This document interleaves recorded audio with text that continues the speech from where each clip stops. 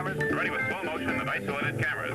Stand by, videotape, and roll tape. And tape is rolling in less than 5, in 3, 2, 1. Take tape.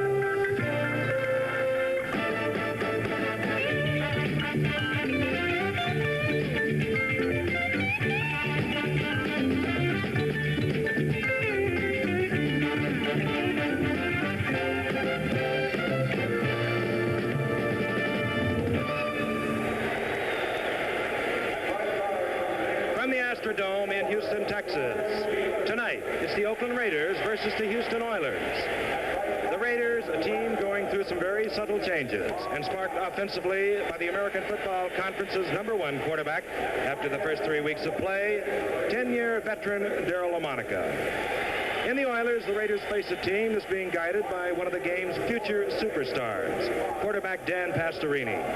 Pastorini, now in only his second year, is the AFC's #3 ranked quarterback. And he's of the game's new breed at that critical position, big, strong, versatile. And ABC's NFL Monday Night Football is brought to you by the Gillette Company, makers of Platinum Plus. We made the first blade, and we're still the first blade. And by Mercury, cars that are built better to ride better. Mercury at the sign of the cat. Always a fascinating scene, the top of the dome in the Houston Astrodome as we pan down to the gridiron itself, and we're going to have another packed house for a Monday night football game. Hello again, everyone. I'm Howard Cosell. Welcome aboard for still, as I said, another Monday night ABC NFL football game, and we hope to have a lively contest tonight for a couple of very pertinent reasons. First, the Oakland Raiders need this game. They must win it to move into a tie with the vastly improved San Diego Chargers and to be but a half game behind the Western Division leading Kansas City Chiefs in the American Football Conference.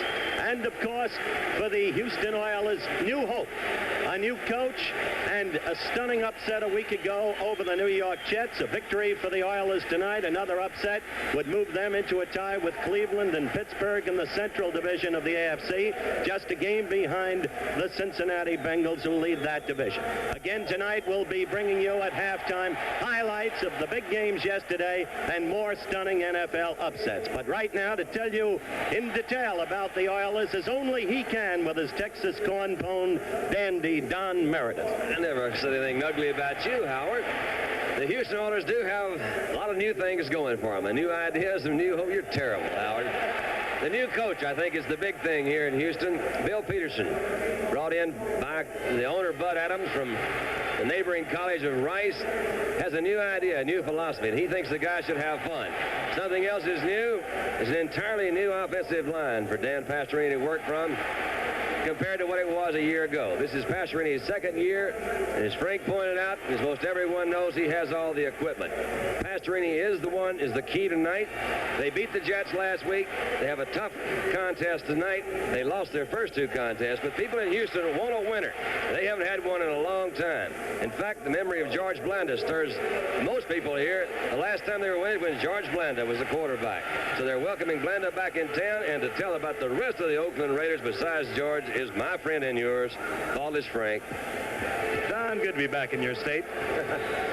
Don talked about the Houston Oilers, and tonight they play an Oakland Raider team, and as Howard alluded to the fact, they're going to have a tough time in their Western Division.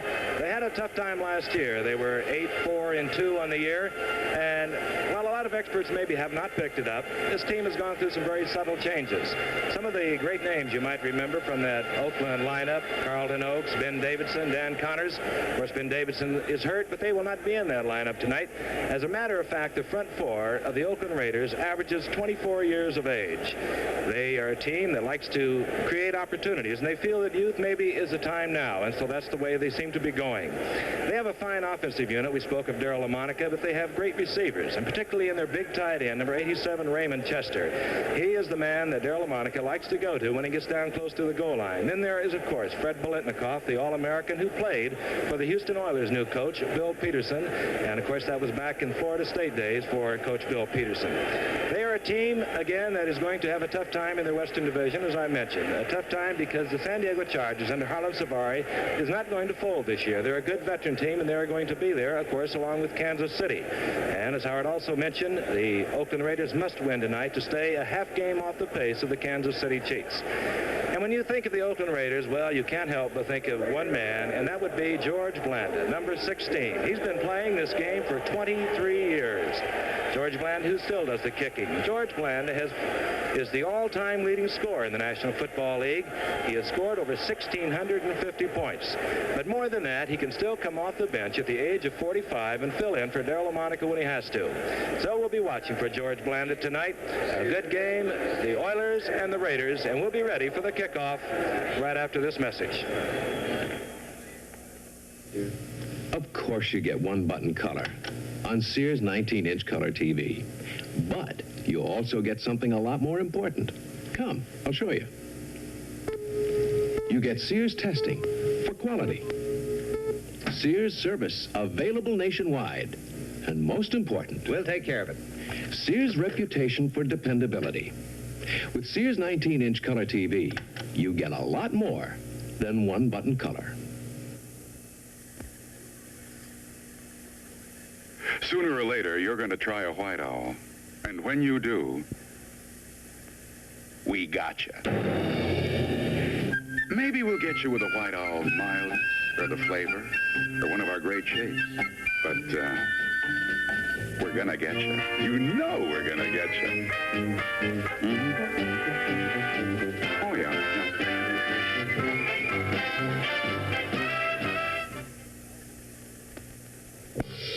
Valvoline Motor Oil is the choice of men who care the most about cars. The pros. At Indy, on drag strips, and on road race courses. More professional drivers rely on Valvoline than any other brand. You can rely on Valvoline for your car, too. It's the motor oil for the man who really cares about his car.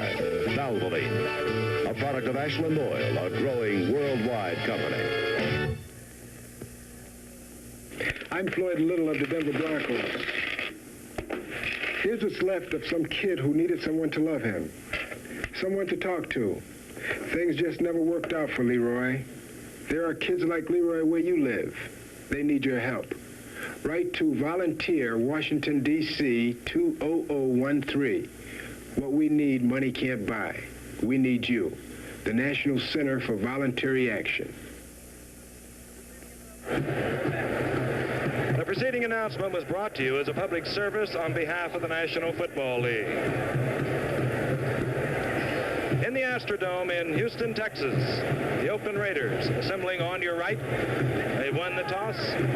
They'll receive the kick from the Houston Oilers.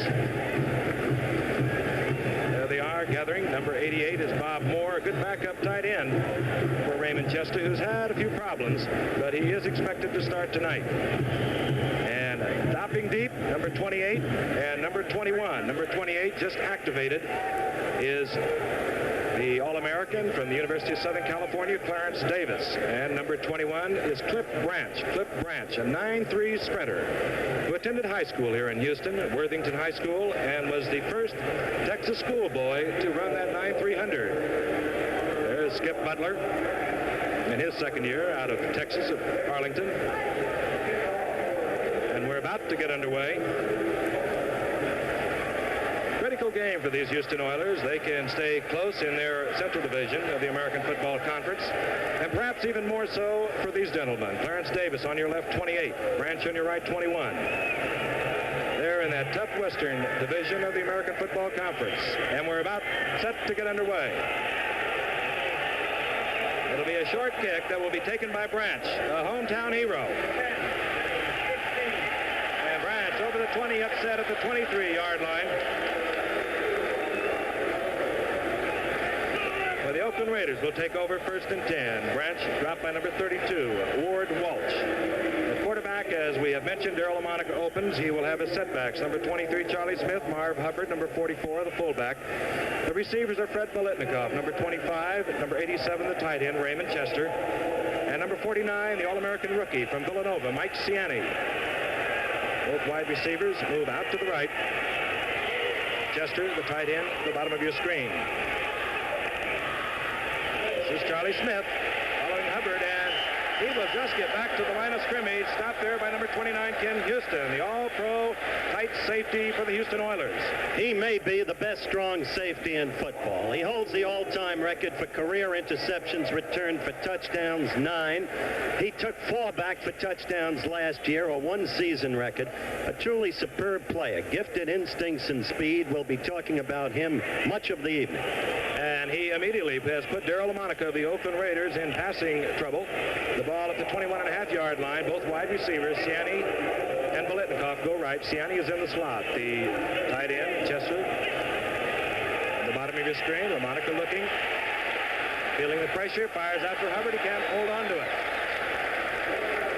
Back there with Ken Houston in that secondary, a young secondary. Willie Alexander was defending against Marv Hubbard. He's the left cornerback, number 19. John Charles, number 25, is the free safety. And Benny Johnson is the right cornerback. He is number 33. And Zeke Moore, number 22, is also available for the Oilers this evening. At the linebackers, well, you haven't heard a lot about him. You'll hear a lot about him tonight. Number 58, Ron Pritchard, is in the middle.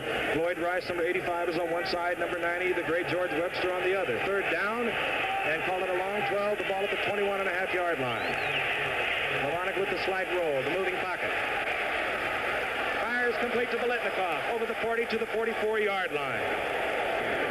Down there by number 33, Benny Johnson, but Fred Biletnikoff, the all-pro, gets the Oakland Raiders out of trouble.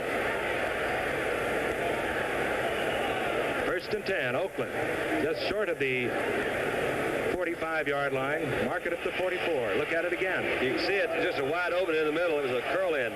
Frank Biletnikoff came in from that slot position on the outside. The moving pocket that you suggested put him almost directly in front of Lamonica. Again, both wide receivers, Ciani and Biletnikoff, go right, and this is Marv Hubbard. Marv Hubbard met and missed at the line of scrimmage by number 85, Floyd Rice, but finally dropped by Leo Brooks, number 73. Brooks, who teams with Tillman at one tackle. Tillman, 78.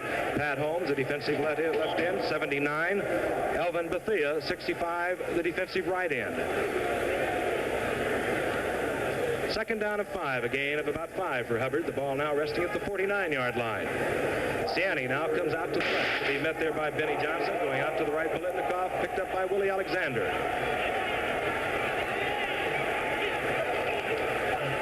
Fake to Hubbard. The ball goes to Charlie Smith, and he'll be very close to the first down. Leo Brooks and Mike Tillman. Tillman, 78, in on the stop.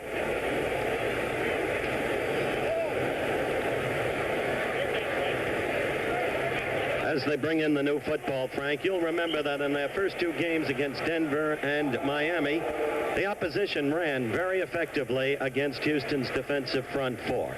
However, the Jets did not do so. And as you suggested earlier, number 58, as they measure here for the first down, Ron Pritchard, will be heard of tonight and often. They've moved him to the middle where he truly belongs. As you see, they're short by that much, and he's truly an extraordinary athlete.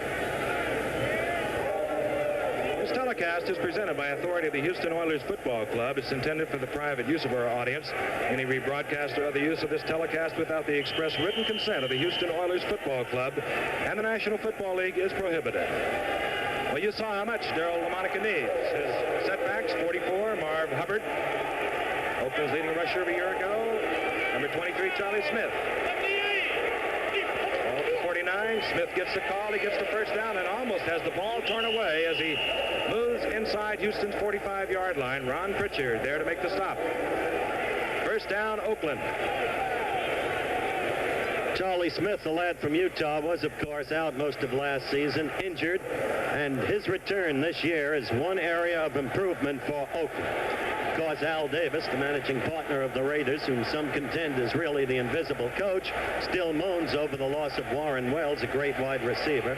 But getting Smith back has to be something he's got to be happy about. And the 2 fine in wide receivers. Siani Biletnikoff go right. LaMonica with the play fake. He wants to go deep.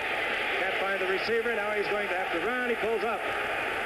Fires over the arms of Biletnikoff, who is dropped by Kenny Houston. He was trying to go deep that last play. Frankie had a man he thought was open, but it was good defensive play by the two safeties, Ken Houston and John Charles. They both had him covered inside out, you might say. That was Mike Siani, the guy that he had deep for that last play. Mike Siani, of course, the #1 pick for the Oakland Raiders, and a great college player at Villanova. 33 touchdowns, and that's only one off an NCAA record. Not too fast, but good moves. Second down and 10, the ball at the 44.5-yard line of the Houston Oilers. We're just underway in the Astrodome in Houston. The Oilers and the Raiders. Here comes Charlie Smith. Out in front is Beeler. Coming up to force the play, Willie Alexander, but Pat Holmes, 79, moved out from his defensive end position to make the stop. Gain of about 2, call it a long 2. The ball now at the 41. Third down, a passing down. Pat Holmes is the oldest man on the defensive unit. Once one of the most highly regarded defensive linemen in the old American Football League, and even played in Canada before he joined the Oilers. Some feel he's over the hill, but Peterson and his staff still feel he's effective. The balanced formation now, third and passing. From this formation, LaMonica likes to go to his tight end, Raymond Chester. A moving pocket. Going for Siani, but out of bounds. Defended by number 33, Benny Johnson. LaMonica just had to throw it away. Benny Johnson, by the way, has been one of the most maligned players on the Houston team. Suddenly last week he became a hero with a game-saving interception against Joe Willie Namath. All right, and coming on is the grand old man, number 16, George Blanda, who guided these Houston Oilers to an AFL championship back in 1960. Started his football in 1949 with the Chicago Bears. He's done a little linebacker duty and a little bit of everything else. From the 49, and it won't be close. Taken there by number 25, and that would be John Charles. Charles bringing it back out to the 20-yard line. John Bella made the stop on Charles. So Houston will have their first opportunity. Dan Pastorini opens a quarterback, the second-year man out of Santa Clara. Willie Rogers, one setback. He's 34. The rookie from Kentucky State, so effective a week ago against the Jets. Hoyle Granger, the other setback. He's number 30. Charlie Joyner, 18, one wide receiver.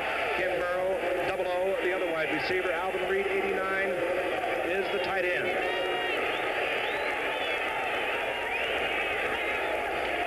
Pastorini on the very first play, and he gives it off this time to Rogers. Rogers looked like he was going to break. But nailed there by Tony Klein, number 85. Tony Klein, the defensive left end. Art Toms, left tackle, and number 80. Otis Sistrunk, the right tackle, number 60. Horace Jones, 82, the right defensive end. Some of the inside stories on these players and how they're obtained are very interesting. Houston and Denver and the New York Jets are in a scouting combine. The Jets considered drafting Willie Rogers and felt that he wasn't quick enough mentally to suit their purposes. So Willie turned around and handed it to the Jets last week. And he did. 68 yards rushing against that Jets defensive unit.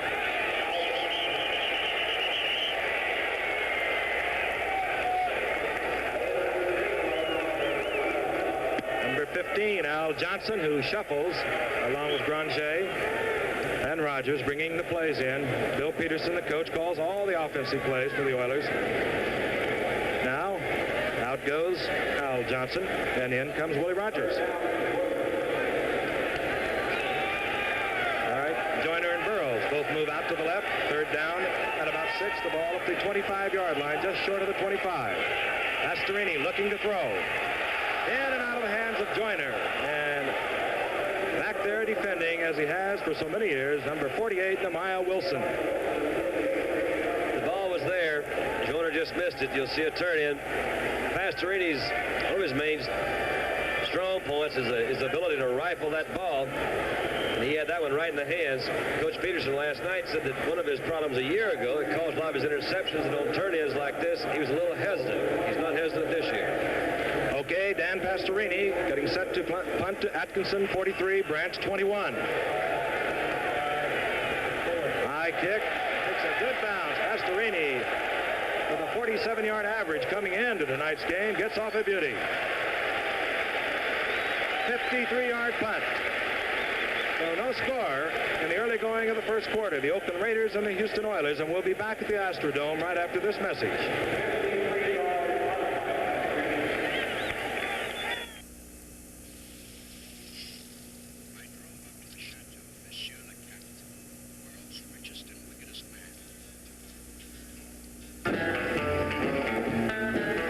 Why had he sent for me? I had a strange feeling I would soon find out.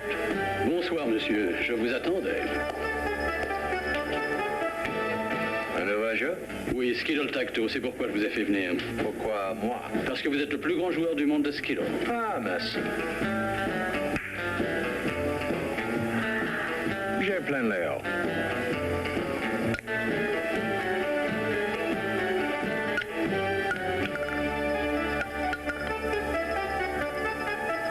Si je gagne, combien? Tout ce que vous voudrez. Un crayon jaune. Un crayon jaune, c'est tout? Disons, une boîte de crayons bleus. Mais pourquoi demander si peu? Because I only took 1 year of French in high school. Skittle Tacto by Aurora, where fun is the name of the game. You could say that thus far, Monday Night Football has brought a little luck to the Raiders. We'll have them later in the year when they go up against the New York Jets. But tonight is the Houston Oilers and a Houston Oiler team that certainly surprised the New York Jets last week and surprised, I think, even themselves. The Oilers, 1st and 10. They'll move from their own 22-yard line. This is Darryl LaMonica. The handoff goes to Marv Hubbard. Hubbard over the 25 to the 27, stopped by Elvin Bethea. And number 58, Ron Pritchard. Hubbard, quite a story with this young man. Came up to the Raiders, couldn't make it a couple years ago, went back and led the Atlantic Coast Conference at Hartford in rushing, came back and made it big last year. 2nd down and 3. Ball at the 28-yard line of the Oakland Raiders. Hubbard again. Hubbard driving over the 35 to the 36. Bethea there, number 65. Is definitely the workhorse of the Oakland backfield. Frank, last year he carried the ball a little over 180 times. His longest run was 20 yards. It tells a couple of things, that he pounds out a lot of short yardage. He's not really a breakaway runner, but he's very consistent. He's the guy they call on to get that necessary yardage when they need it. And he gets the first down at the 36-yard line of the Oakland Raiders. This is Charlie Smith behind the blocking of Marv Hubbard. He moves over the 40 to the 42, and the Raiders consistently grinding out yardage. And again, Ron Pritchard, number 58. 4 years out of Arizona State is Ron Pritchard. We saw him a year ago, Howard, as you recall, as an outside linebacker. He was the #1 draft choice a few years back when Don Klosterman was the general manager here. Don always intended him to play in the middle. At that time, Garland Boyette was playing in the middle. He's a second stringer now.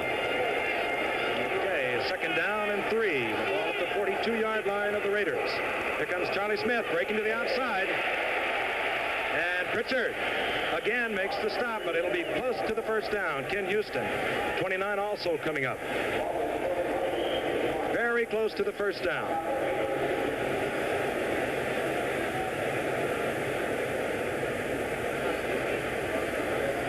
Don mentioned that Charlie Smith had some injury problems. He broke his arm a couple of years ago, and prior to that he had gained over 500 yards in every season, and he re-injured that same arm last year.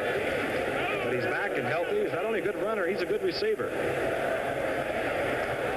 All right, we see Bob Moore, number 88, coming in on the short yardage offense for the Oakland Raiders. Out comes Mike Ciani. Bob Moore is going to be heard from a lot in his career. He's a first-rate athlete. In fact, the Raiders toyed with the idea of making Raymond Chester a running back so they could get more into the lineup and avail themselves of 2 tremendous young talents. They changed their mind, though, because they've got so many good running backs to begin with. They're both in there now. Bob Moore and Raymond Chester at the bottom of your screen. 3rd down and about a foot. The ball at the 46-yard line of the Raiders. And here comes Marv Hubbard. He'll have the first down. Met there by the middle of the Houston line. Headed by 65, Elvin Bethea. As Frank said, he's got the first down. And talking about the possibility of making Raymond Chester a running back, Oakland's got a history of doing that with tight ends, Dandy. You know, they did it with Hewitt Dixon. Billy Cannon. Yep. Raymond Chester, 6'3" and 225 pounds, and we'll see him very shortly. I am very sure of that.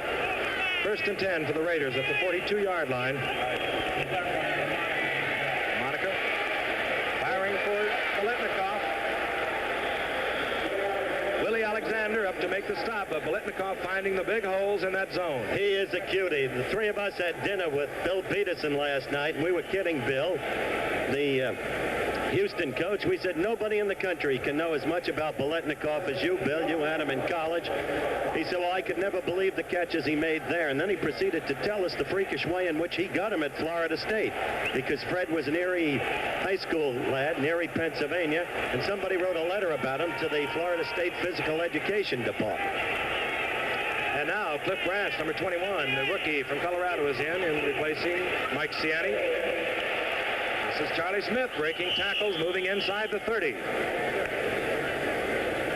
What did the physical education department do? They brought the letter, since you brought it up so we can finish the story, they brought the letter to Peterson. He said, well, let's take a look at the boy. Let's get some film footage. He said, I looked at the footage of the lad in a high school game, and all he did was score 7 touchdowns in one game. Next thing you know, he was at Florida State. And 4 years later, signing a contract with Al Davis. Right on the field. Gator Bowl. Ball at the 30, 2nd down and 4.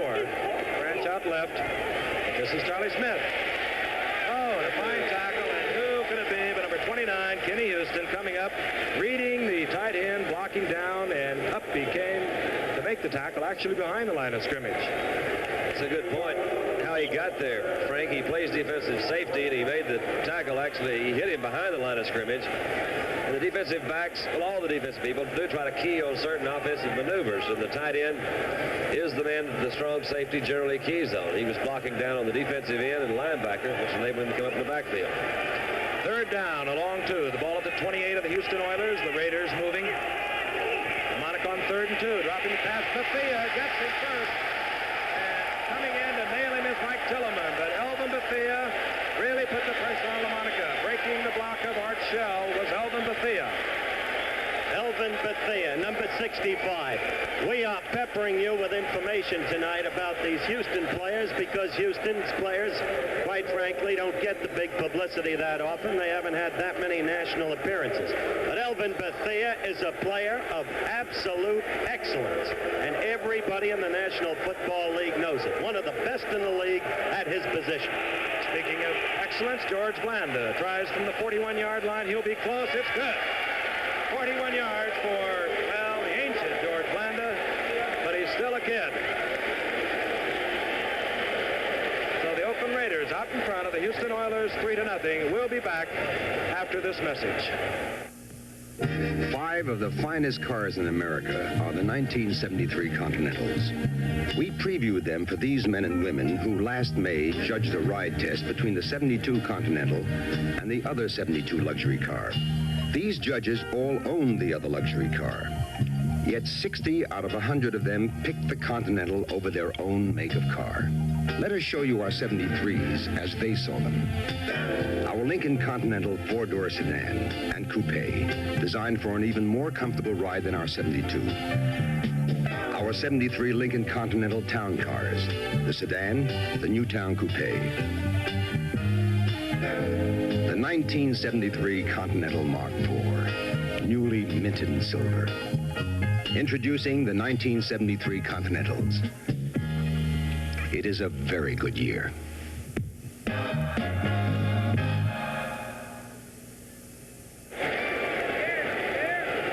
how about that? Even in the Astrodome. Don, you got top billing, I can say that. Well, home down. That's a whole group of folks that flew in from Oakland. That's one section of Oakland Raider boosters, and you actually don't see that too often in professional football, but they've got the pom-pom girls down there and a lot of the black and, what is it, black and silver, I guess, of their colors. It's got to be 100 or so. And this is Jerry DePoyster getting ready to kick deep. Number 21 to run it back for the Houston Oilers is Lindsey Cole.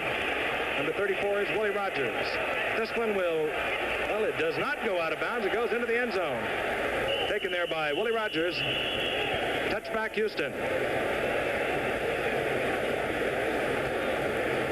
Willie Rogers, the rookie from Kentucky State.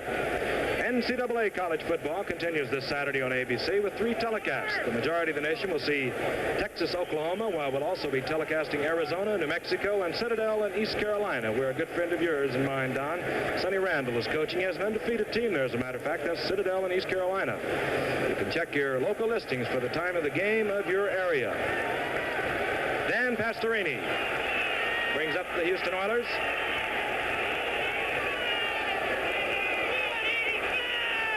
First and 10, they'll move from the 20. Here comes a draw play. Hoyle, Granger, with a big hole. To the outside, first down, Granger. Interesting to see Granger back here in the Astrodome, where he's always been a favorite. They got him out of Mississippi State. He's never had the speed. He's never been much more than a journeyman back. Yet he's always been an outstanding blocker. They traded him to New Orleans. New Orleans cut him. It looked like his career was over. Back here he came, and he's doing a good job blocking. And in a situation like that, while a faster man would have gained more, Hoyle still knew where the hole was and got to it as quickly as possible. There he is, number 30. Teamed right now with 34, Willie Rogers. Out to the right, double O is Ken Burrow. First and 10, the ball at the 33-yard line of the Houston Oilers. This time we go nowhere. Hoyle, Granger stopped there by number 80, Art Toms. Talked about that front four of the Oakland Raiders.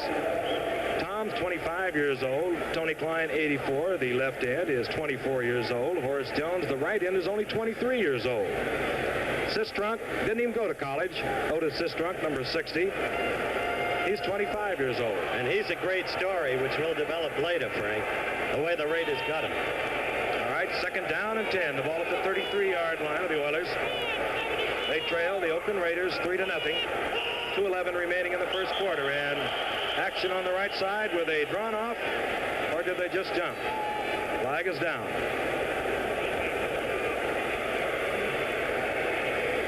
Willie Brown, number 24, the great all-pro cornerback, comes in. Obviously, the Raiders were drawn offside. Illegal procedure indicated. Jack Tatum is also in that secondary. He's the free safety. A number 1 pick of a year ago, All-American from Ohio State. He's number 31. We've talked about George Atkinson, number 43. He's the strong safety. Nehemiah Wilson, maybe the smallest cornerback around, at 6 foot and 180 pounds. He's number 48. And they will right now anticipate the passing of Dan Pastorini. Second down and 15, the ball at the 27.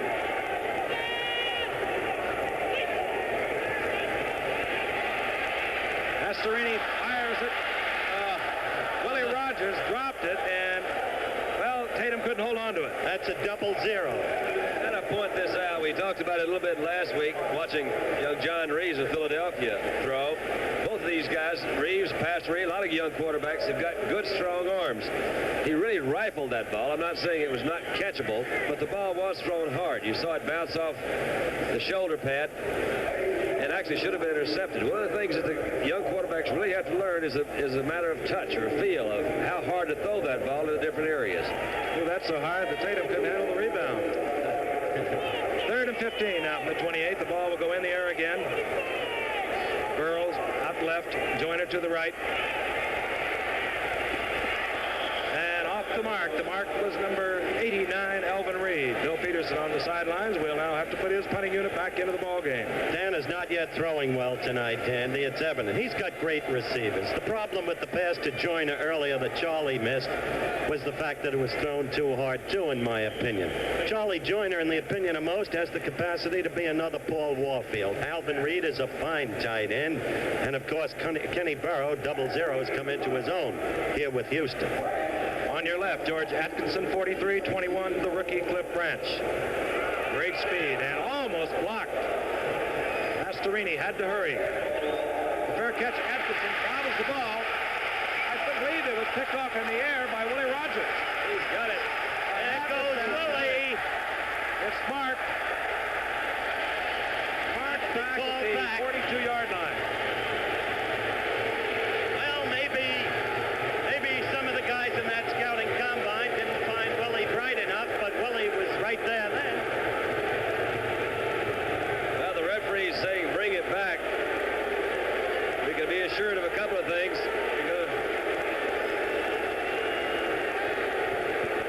I want to get a close look at this reasoning, Frank.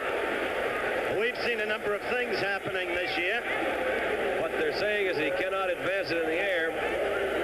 Oakland's always involved in some kind of decision or other, and Al Davis is always one of the biggest complainers about officials.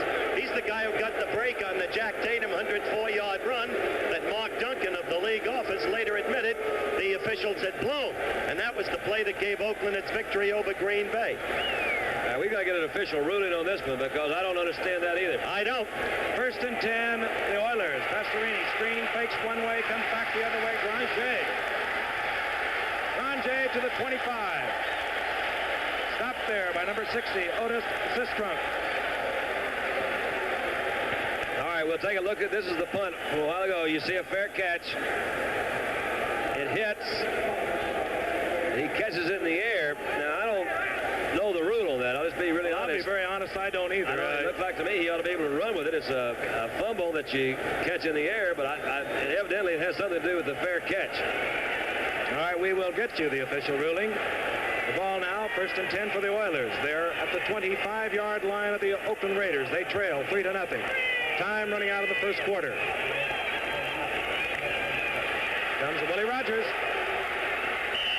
Met there by Nehemiah Wilson.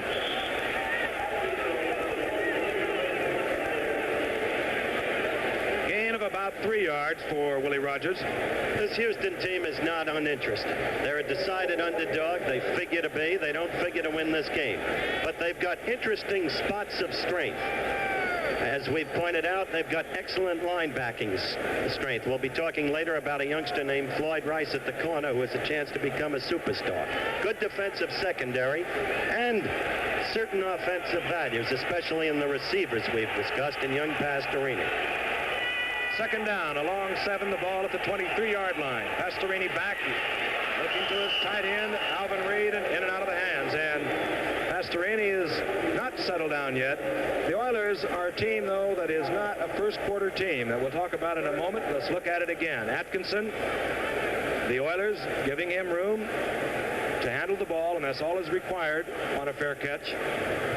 Now, Willie Rogers taking it in the air and return the ball all the way to the 25-yard line, where right now it's 3rd down, 7 yards.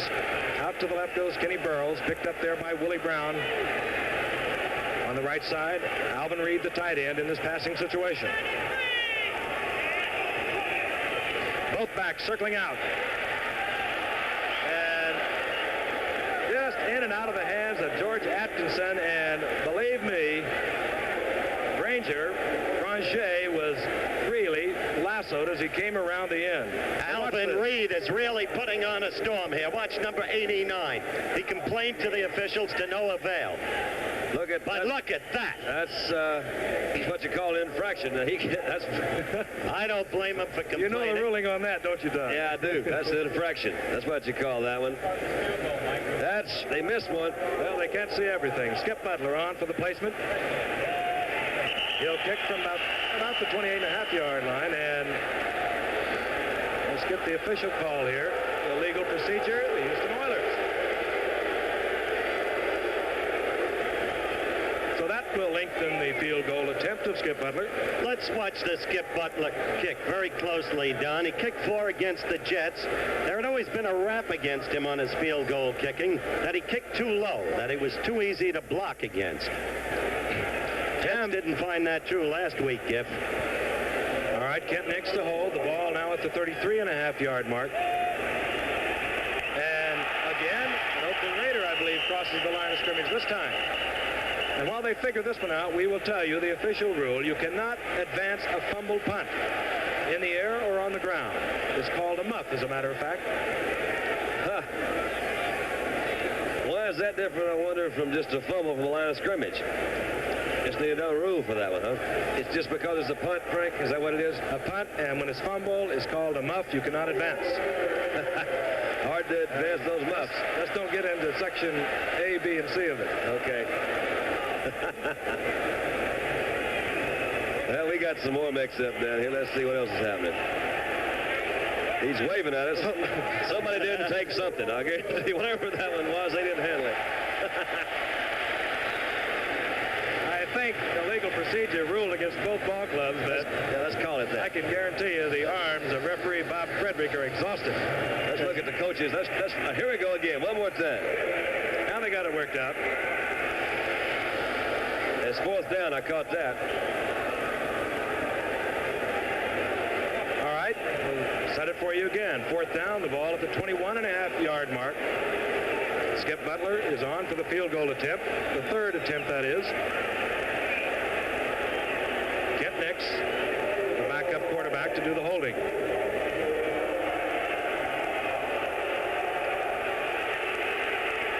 A fake. Kent Nix is a quarterback. That pass is incomplete. Well, that'll produce some interesting repercussions here. It certainly fooled not one Oakland Raider. So the Raiders stay out in front 3-0. We'll be back after this message. Hi, Hank. Shaving close for your big close-up, huh? Yep. Well, don't cut yourself. Sam, I don't have to cut myself to shave close. This is the Track 2, the two-bladed razor from Gillette. The blades are recessed, so it's safer. Recessed? Then how come it shaves so close? Because when the first blade shaves your whisker, it stretches it out from the skin. And before it can snap all the way back, the second blade can shave it again, closer. What if I went back again with my one-blade razor? The whisker snaps back too fast. Gee, that's a great shave. And that's not even my good side. The Gillette Track 2, the two-bladed razor. Ron Mize, Wethead. Ron Mize, the Dry Look. Jeff Edmond, Wethead. Jeff Edmond, the Dry Look. Have you tried the Dry Look? The aerosol hair control from Gillette. It's turned a lot of heads. So a fake field goal attempt by the Houston Oilers goes awry. They trail the Oakland Raiders with 12 seconds remaining in the first quarter, 3-0. Oakland, 1st and 10. They'll move from their own 21-yard line. Darryl LaMonica all the way as the quarterback. Looking for Ciani, and it's deflected, knocked away. Number 78, Big Mike Tilleman in there, along with Elvin Bethea. Going back to that fake field goal attempt, Frank, Bill Peterson, you may not agree with that call. I personally don't. But you've got to give him credit for a lot of guts. He's desperate to make good here. He had a sinecure job at Rice University, a long-term contract.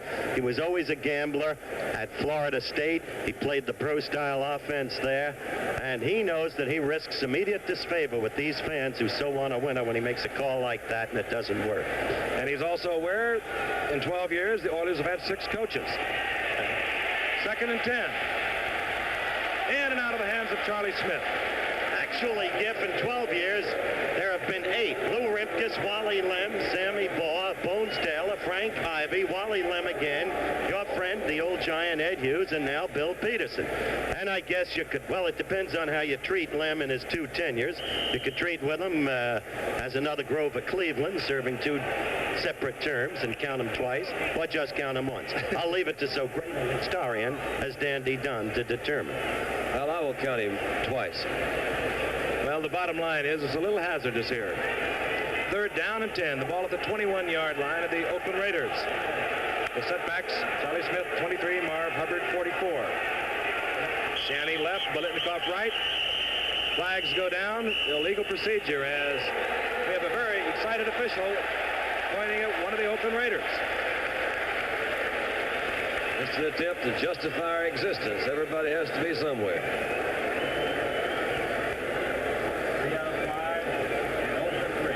It'll be marched off against Oakland, the illegal procedure. 3rd down and 15. Ball resting just over the 19-yard line now. Well, as the first quarter is about to expire, the Raiders have hardly been impressive. Hardly. They lead 3-0 as Darryl LaMonica puts Ciani out to the left, picked up there by Benny Johnson. Out to the right goes Biletnikoff, the man he's been going to, the fake draw. He can run, but he's in trouble. In and out of the hands of Ciani. And it could be that he might have heard number 33, Benny Johnson, bearing down.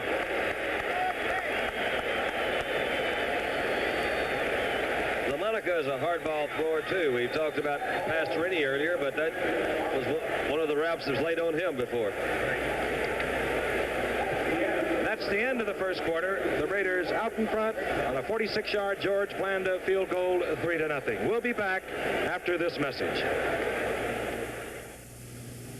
To get the riding comfort of a big luxury car like this one, but in a smaller, easy-to-handle size, you'd have to redesign it yourself. Not anymore. Now Lincoln Mercury's done it for you. Mercury Montego MX Chrome, about a foot trimmer than most big cars. A personal-sized car with the ride of a big car. Mercury Montego, built better to ride better. At the sign of the cat. I'm Joe Namath, and there's nothing I enjoy more than hot buttered popcorn. And nothing makes better hot buttered popcorn than the Hamilton Beach Butter Up Popper. It's the original automatic self-buttering popper. You just put the butter here, and you get the greatest hot buttered popcorn you ever tasted. And that's not all. You can get one of my autographed footballs, too. Get the details of this special offer at your store. Just tell him Joe sent you. The Butter Up Popper from the Hamilton Beach Scoville world of appliances. I'm Ron Billingsley of the Houston Oilers. You know, I got to work pretty hard to make the headlines, but for some kids, it's easy. We know lots of kids that can still use your help. Before it's too late, write to volunteer. Washington, D.C., 20013. What we need, money can't buy. We need you, the National Center for Voluntary Action. The preceding announcement was brought to you as a public service on behalf of the National Football League. Jerry DePoyster to punt for Oakland. The single safety for Houston is Ken Houston. Oh, and the rush and it's blocked, but a flag is down. Houston blocks the punt, but a flag is down. The flag is down at the line of scrimmage.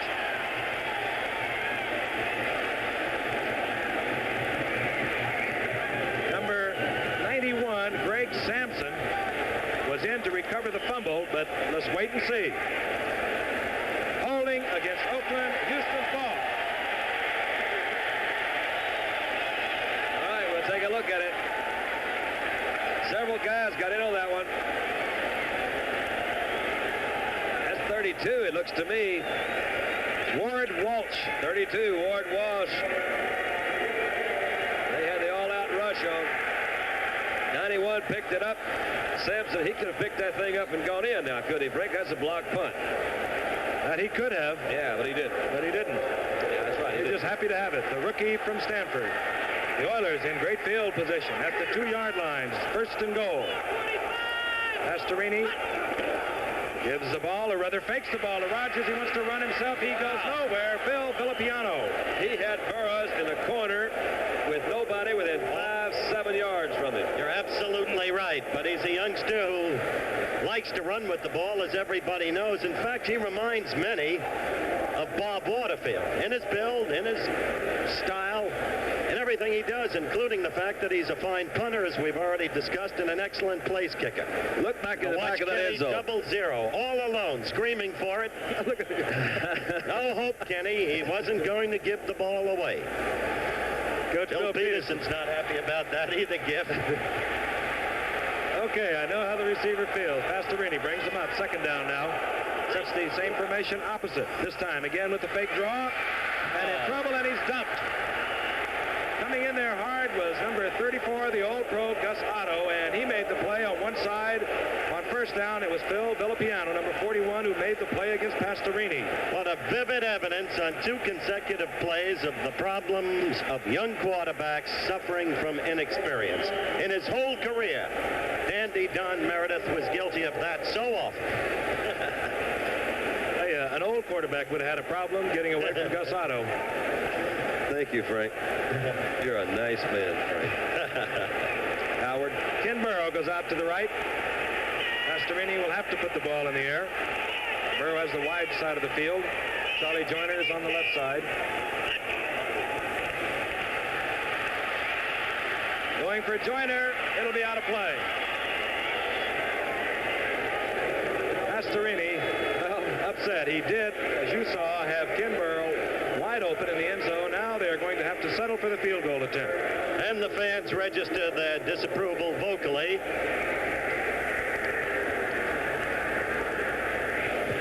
Fourth down, the ball at the 17-yard line. Skip Butler will be kicking from the 29.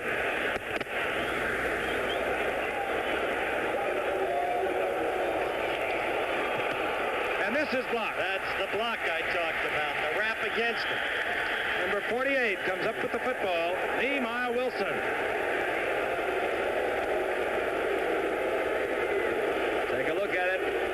Was it low?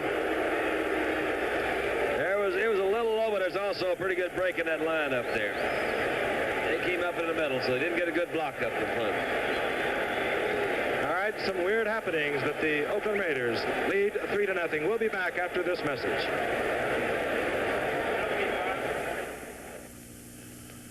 Whereas the party of the first part having elected to go and you need more than words. You need more than a pen. You need flair. Flair writes feeling.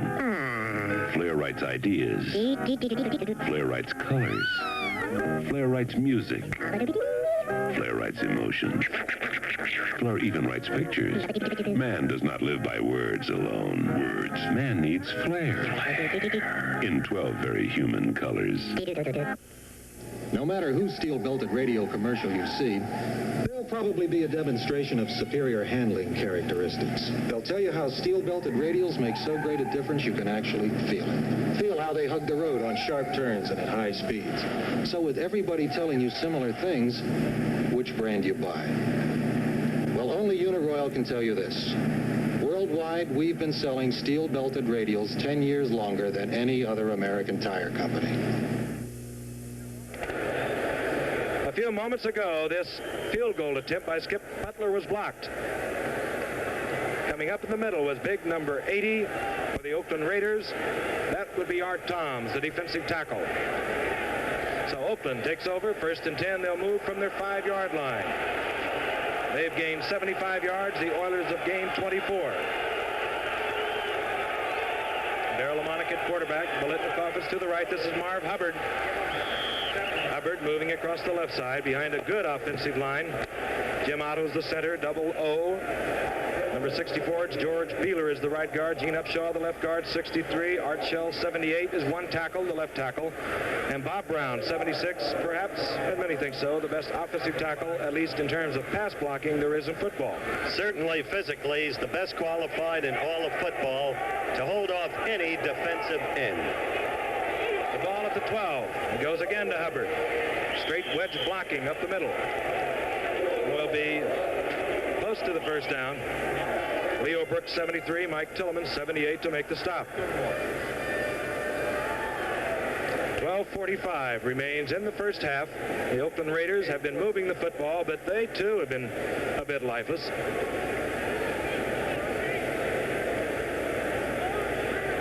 First down, Oakland.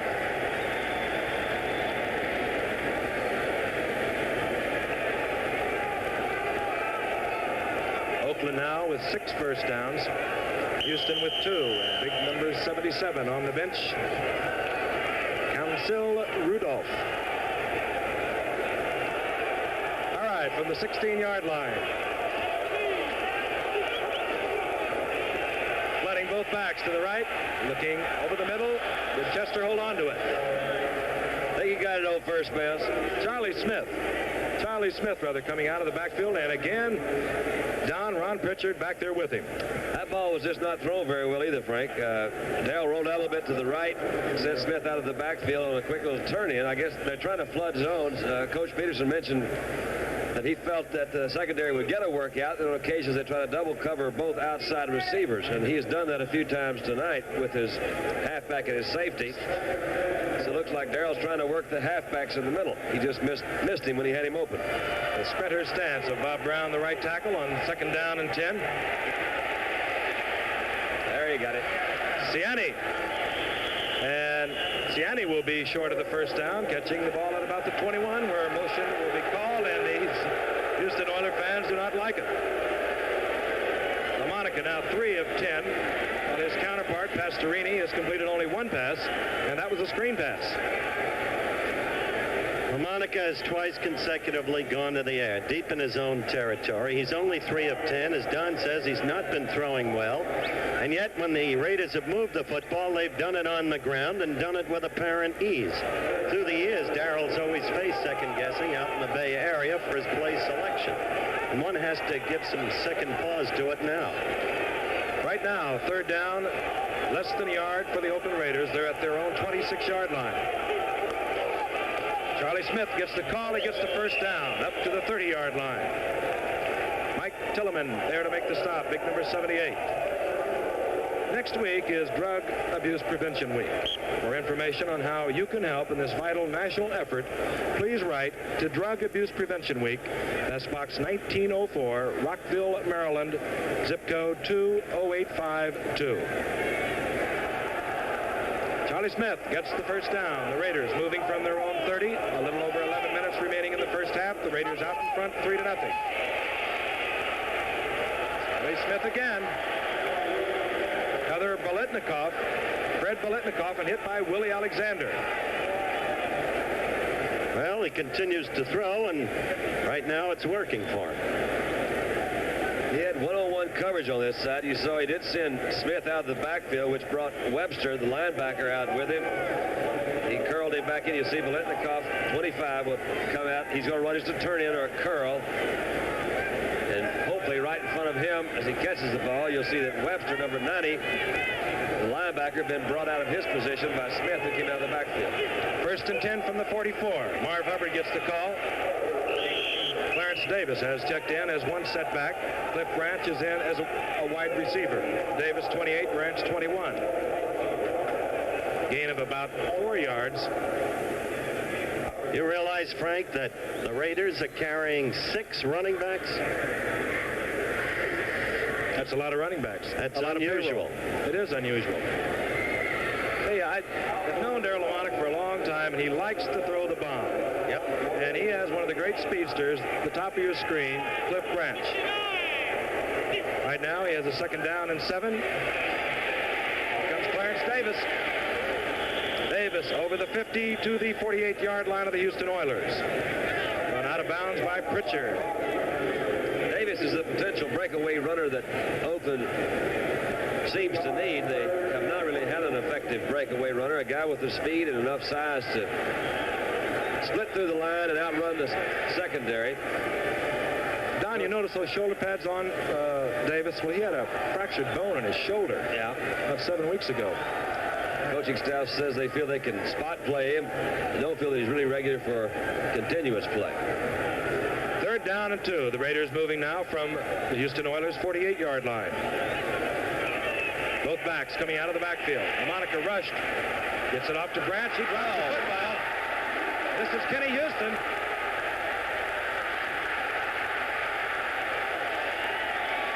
Kenny Houston, the all-pro safety, picked up that ball, dropped by Cliff Branch. Why is this night different from any other night or any other Sunday afternoon? Kenny Houston with a nose for the football. Somehow he's always there.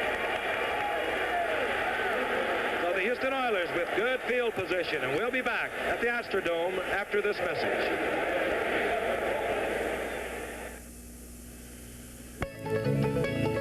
This is the Conway County, Arkansas Volunteer Fire Department, organized by Metropolitan Life salesman David Brewer.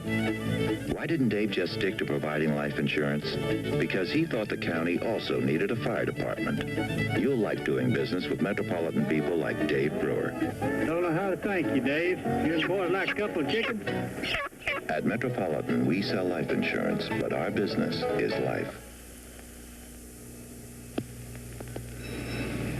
Mr. Baxter, how's the new car? Fine, Gus. Fill it up with low-cost Gulf Tang, will you? Right. Penny saved is a penny earned, eh, Mr. B? wise men say, keep something for a rainy day. Rainy day. At 91 octane, Gulftane Low Lead is the kind of gasoline that's recommended in most new car manuals, yet it costs even less than our regular. So if you just got a new car, try Gulftane. The way things are going these days, every penny counts. Gulftane Low Lead. It costs less than our regular. A few moments ago, LaMonica firing to Cliff Branch. Kenny Houston winds up with the football. You see Elvin Bethea there put a good rush on Darrell.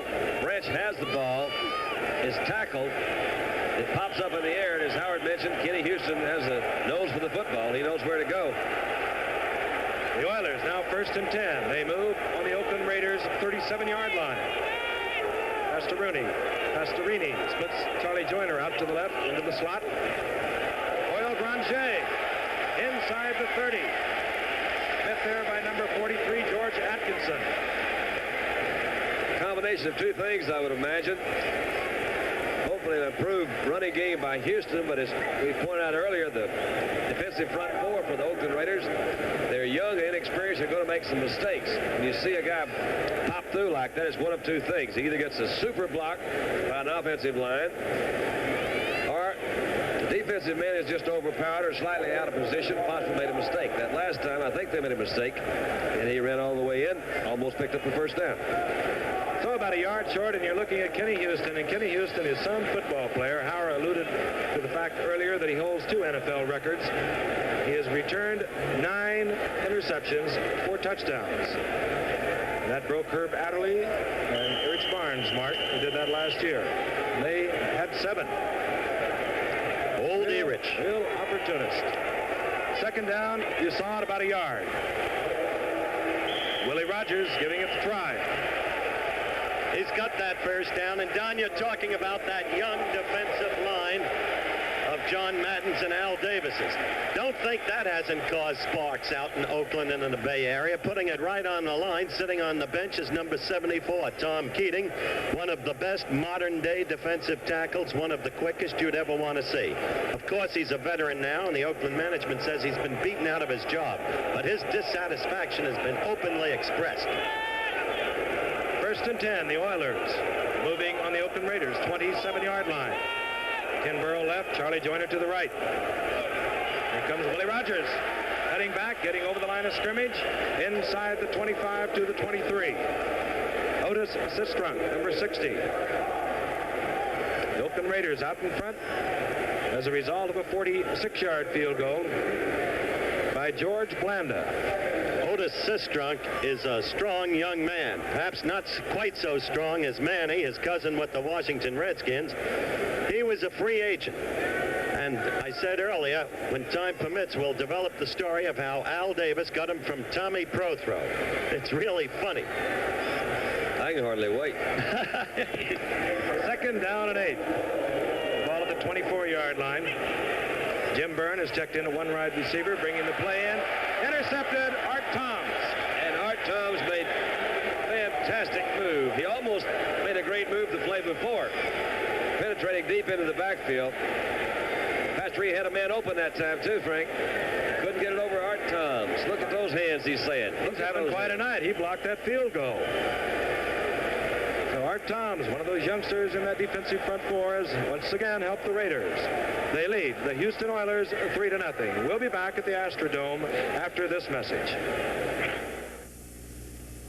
Last year, in a blindfold test of ride, the medium-priced Mercury Marquis beat out a $34,000 Mercedes limousine. Mercury's ride is hard to improve on, but this new 73 Marquis, we think, has done it. To find out, 50 professional chauffeurs compared the ride of our completely restyled 73 Marquis, blindfolded to the 72. Supervised by the Nationwide Consumer Testing Institute, a majority rated this new Mercury's ride superior to the 72. The 73 was a superior ride than the 72. I had a greater sense of stability in the 73. We've refined Mercury's suspension system, and now every big Mercury has steel-belted radial tires, standard. I was very impressed. It was really a difficult choice, to be very frank. Both good cars, but I did prefer the 73. 73 Mercury Marquis, the car that beat the car, that beat the $34,000 limousine. Mercury, built better, to ride better. At the sign of the cat. A lot of weird happenings tonight in the Astrodome. This was one of them that took place a few minutes ago. Dan Pastorini dropping back to pass. Watch number 80. Art Toms, the defensive tackle, laying back, it appears, as if possibly to pick up a screen man. And he gets the interception. Hey, Frank, ABC, and what's... oh, come on. Languishing in anonymity. In the cover, but everything but Batman. First and 10 for the Oakland Raiders, moving to the 25-yard line. This is Charlie Smith. Wow, and a lot of Houston Oilers there. Headed by Kenny Houston, number 29. You mentioned, Frank, that Art Toms is having a whale of a night. He blocked that field goal attempt. He intercepted that pass. And it's a long time coming to that young man. He was Al Davis's first draft choice a few years back. A lot of people have felt that it was a mistake.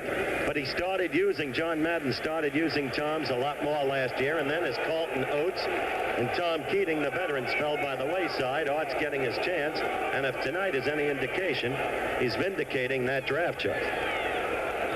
Art Tom sitting on the bench out on the field. Darryl LaMonica is faced with a 2nd and 12-yard situation from the 23. Play fake. Why? I don't know, but he did. This one deflected, and he really got a strong rush that time. Coming in there was big George Webster, number 90 on the blitz. LaMonica now 5 of 13. A young writer disappears in a Midwestern town. Then Lieutenant Frank Dane of the Missing Persons Bureau has only a few clues to follow, but they lead him into some dangerous and unexpected places. That's in Jigsaw, one of the action drama series of The Men. Thursday at 9, 8 o'clock Central Time, and of course right here on ABC. Third down, 12 yards. The ball at the 23 of the Oakland Raiders. 6:45 remaining in the half. They lead the Houston Oilers 3-0. Flooding both backs to the right. This one going out to Biletnikoff, and all over Biletnikoff is Willie Alexander. And Alexander, of course, I didn't do anything. That ball just barely cleared the outstretched hands of George Webster. This is Alexander, 8-19. You can see what he does. He's got his hand on the back of Biletnikoff, which is called interference by the referee there. George Webster was the guy that hit LaMonica the play before that. Webster was also the guy who was back about 15 or 20 yards deep. We'll take another look at this one and see if you can pick out the interference call. I think you can. Alexander's coming in. Watch his left arm as he kind of... Biletnikoff played it beautifully, too. He stepped in there where Alexander would have to come through him. Look at Webster coming out there, too. Webster's a heck of a linebacker. First and 10 for the Raiders, moving from their own 41. Here comes Marv Hubbard. And he's met by big Mike Tilleman, number 78. Defensive line of the Oilers, Tilleman 78, Holmes 79, Brooks 73, Bethea 65, Webster 90, Pritchard 58, 85 is Rice. They're the linebackers. Willie Alexander one corner, number 19, Benny Johnson the other corner, 33, Charles 25, Houston 29, the safeties. It's an astonishing thing to see Tilleman in there. That's a young man who had a cancer malignancy a year ago, Frank.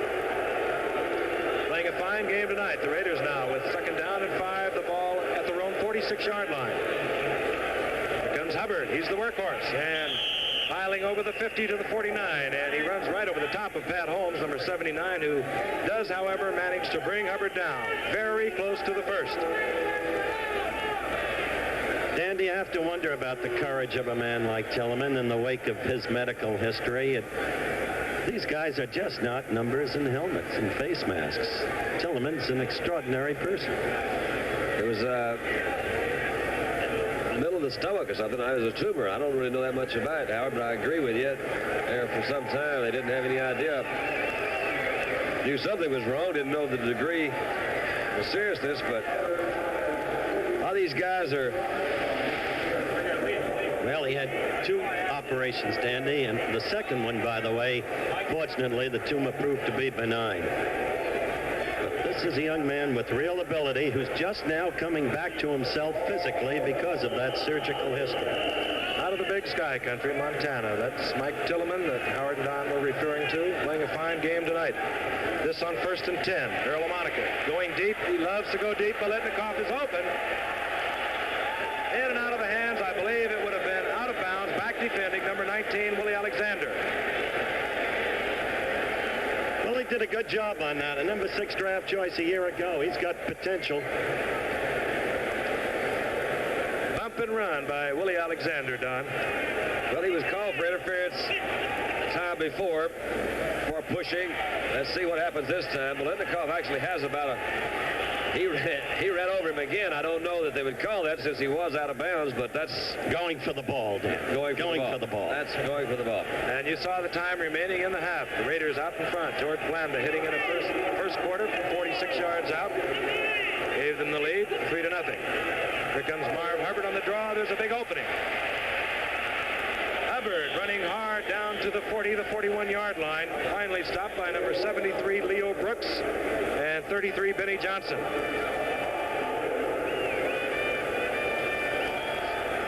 NCAA college football continues this Saturday on ABC with 3 telecasts. The majority of the nation will see Texas, Oklahoma, while we'll also be telecasting Arizona, New Mexico, and Citadel, East Carolina, regionally. Check your local listings for the time of the game in your area. Third down, a long yard for the Oakland Raiders. Ball at the 41-yard line of the Houston Oilers.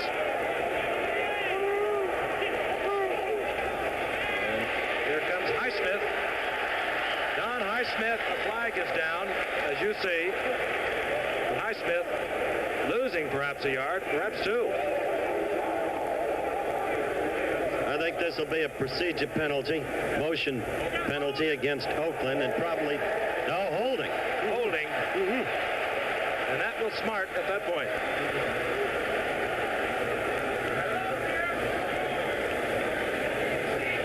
Ron Pritchard over there helping to stop Don Highsmith. We've got less than 5 minutes of time remaining in the first half as Oakland continues to lead by a narrow 3-0 margin. Don't forget at halftime, Giff, we've got coming up highlights of some of the top games in the NFL of yesterday, including the extraordinary conclusion of that St. Louis upset of Minnesota. I've got a question, Don. If you get a back that comes off the bench, he's been in there for one play. Do you give him the ball on 3rd and 2 the first time he's been in the game when Hubbard's been eating them alive? Well, he probably brought that play in, Frank. It's getting to be more and more that way these days. Peterson sends every play in, as you know, Giff. Not a good idea, though. I agree with you, Frank. From their own 44, following the holding penalty, LaMonica with the strong arm goes to Biletnikoff. He's short of the first down, hit hard by Willie Alexander. There's a flag back it depends on where they mark this, as a matter of fact. Flag back where LaMonica was hit, too, Frank. He could have a roughing the passer penalty back there. He took a pretty good lick to the eye. I say the eye was all over him. Was it the eye or not? He was in that area. Yeah, he was in that area. He hit him up around the head and shoulders severely. But it might not even be that. Dandy, did you ever feel fear when you were a quarterback? Yeah. Matter of fact, a reporter was interrogating you about that today, wasn't he? He absolutely was. Let's look what this penalty is, because I thought it was roughing the passer. Oakland, Don. And it must be holding, I suppose, when you're back in that area. I'll tell you what, LaMonica got a hit in the head. His boys got caught for holding. That's when you have some discussions back in that thing. Say, look now, guys, if you're going to hold them good enough to keep them from hitting me. 3rd down, 31 yards to go. This is when you like to have that play come in off the bench, isn't it, Don? Yeah. Sandy goes out to the left. Biletnikoff is to the right. They're the 2 deep receivers. Monica rolling out, looking for a little time. Fires to Biletnikoff, who hangs on to the football short of the 50 and well short of the first down. They're putting a lot of pressure on LaMonica tonight. I think that Houston defensive line working that Oakland offensive line over pretty good, because he's using that rolling pocket and he's still getting pressure. Well, everyone knows Tillman's a major leaguer if he's healthy, and we've talked about Elvin Bethea. He's a super player, that 65. Great determination. Loves to hit as much as Willie Lanier of Kansas City does. Jerry DePoyster kicking to the lone safety, Kenny Houston, number 29. There's some kind of football player, Kenny Houston.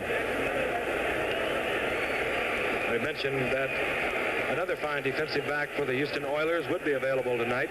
Zeke Moore, and yet we have not seen him. I think Kenny shows me as much strength back there in the strong safety position as anyone since you came up, Giff, and played it. Which is back at the turn of the century, as I recall. DePoyster. And he is really rushed, but somehow he got rid of that football. He also put on a big act, Frank, but didn't get away with it. Nobody hit him, but watch him just get this ball out of the crowd. He's saying that, if they hit me a while ago, they got to hit me again. A high snap. He took several steps. I don't know what you call that. You see, he put his foot right there, and he pushes off. And it falls back down. I told you Lamonica got hit in the eye. And he's there. That looks like the mouth, Danny. Well, it's close. I said that area now. Look here, Darrell. Darrell, this way. Probably broke a tooth. 1st and 10. The Houston Oilers have 3:36 remaining in the half. They're moving from the 20-yard line. Here comes Willie Rogers. Willie Rogers met right at the line of scrimmage. Yeah, it looks like a back molar there, Dandy, or else the left cheek. That's either a back molar or it's the one right next to it, Howard. I can't see from here. It's one of those back two teeth, obviously. He did take a real hit. Hurt. No, he'll be all right. Wash it out, Darrell. You'll be okay. Dentistry was your original choice for a professional career, wasn't it, Don, at SMU? No. 2nd down and 9 for the Oilers. They trail 3-0. Both wide receivers coming left. Burrow, the bottom of your screen. This is Pastorini. Oh, and almost picked 48. Nehemiah Wilson almost picked the football off. Jim Byrne was the intended receiver. Up to now, this young man is having one of those nights. Just terrible. The statistics speak for themselves. You have to feel sorry for him because he comes off such a big game against the Jets. That, of course, is the basic problem with young quarterbacks, isn't it, Gift? The achievement of consistency? I would say so, but he was not all that good in the first half against the Jets, and he came back in the second half and was brilliant. As a matter of fact, the Houston Oilers in this season have not scored in the first quarter of play. So far, they haven't scored in the second quarter of this one. 3rd down and 9. From their own 21, Pastorini again going back. And this time he is caught. Big number 84. Tony Klein is there, getting help from 82, Horace Jones. I'll tell you, is that Toms that came in there again. Number 80, he came across, made a big lunge. It was a crisscross move between the defensive ends and tackles, threw that offensive blocking off a little bit. Watch it again. You'll see Toms, number 80, comes just outside. It's where the real pressure comes in. He just leaps over, had a good angle. They were all in there. After that, they were all in there, but you were quite right. It was the old tackle end game. The old tackle end game gets them every time. From his own end zone, Dan Pastorini to do the punting. Taken there by Atkinson. Atkinson tripped up at the 48-yard line. Getting down there quickly was number 15, Al Johnson. You know, this Saturday, ABC's Wide World of Sports brings you the National Championship Sprint Car Race from Terre Haute, Indiana, and the World Roller Skating Championships from Bremen, West Germany. That's this Saturday at 2 Eastern Time, 1 Central and 5 Pacific Time, and that's here on ABC. We just saw Atkinson slip on that AstroTurf as we break down to the 2-minute warning mark. Was that the first slip we've seen tonight? There's been so much complaining about this turf. I believe so, but he did have a little help from Al Johnson. So, as Howard said, there is the 2-minute warning. And we'll be back at the Astrodome, where the Oakland Raiders lead the Houston Oilers with 2 minutes to play right after this match. For years, musicians have tried to recreate the sound of a live performance. They improved the records, invented stereo, but nothing gave you the feeling of being there until now. Now there's discrete 4-channel sound. Introducing Series 44 from Panasonic. There are other kinds of 4-channel systems, but they don't separate sound into 4 distinct parts. A discrete system like Panasonic's does. Now a musician can put just rhythm on one speaker, French horns on another, trumpets on a third, violins on a fourth, so you feel right inside the music. Panasonic Panasonic systems play 4-channel tapes and records. They also improve the sound of stereo tapes, records, and radio. Discrete 4-channel sound. Series 44 from Panasonic. Just slightly ahead of our time. 2 minutes remaining in the first half, and looking at those statistics, it's surprising that the Raiders only have 3 points on the scoreboard, that coming from a 46-yard field goal by George Blanda in the first quarter. But that's all it is. They lead the Oilers 3-0, and here's a young man who's had a lot of problems tonight, Dan Pastorini. He obviously is unhappy with it, Don. Consistency, Frank, is the thing any quarterback tries to achieve, and when you're starting out and you come off of a good game, you know, last week they beat the Jets, and maybe he didn't have a good statistical game.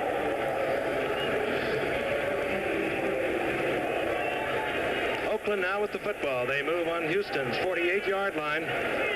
Biletnikoff is right. And here comes Marv Hubbard. And Ron Pritchard slows up Hubbard, and he's dropped at the line of scrimmage by Mike Tilleman, number 78, who is really playing a game tonight. Tilleman, Holmes, Brooks, Bethea, that front four of the Houston Oilers. And while they have not battled evenly statistically with the Raiders, they still only trail by 3. 1:34, the clock moving, remains in the first half.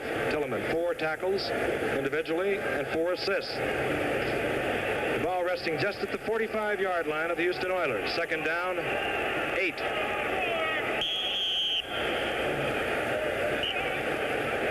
Now we're going to change the football.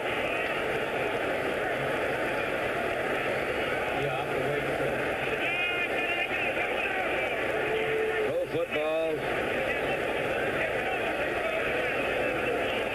is not what it used to be, and it never was.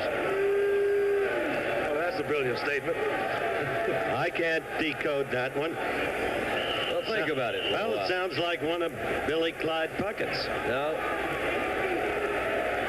Well, Monica obviously upset He's worked up.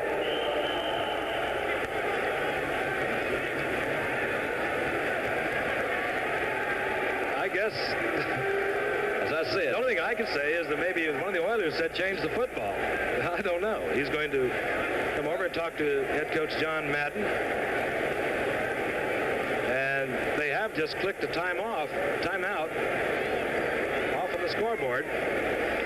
So I guess Darrell wanted to stop the clock. But he was really upset about something, and I have the slightest idea over what. The sun was in his eye.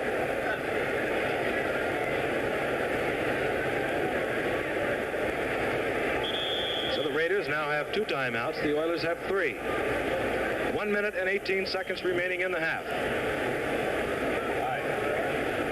The ball at the 45. About 7 or 8 yards away from the toe of George Blanda for another possible field goal. Second down and 8. Monica draws a crowd, and he'll go down. Elvin Bethea finally drops LaMonica, but Leo Brooks was in there, Mike Tilleman, Pat Holmes, they were all there. Well, maybe Houston can be happy with staying close thus far, but they can't be happy with Pastorini tonight, and they know they've got to draft some running backs in the next draft coming up and start rebuilding that phase of their team, while Oakland can't possibly be happy about the first half performance it's put on here. Overall, one would have to say this game has been rather dull, Andy. Third down and 17. The ball at the 46-yard line of the Oakland Raiders. Both wide receivers going right. Monica going for Charlie Smith. He overthrows. Back defending number 85, Floyd Rice.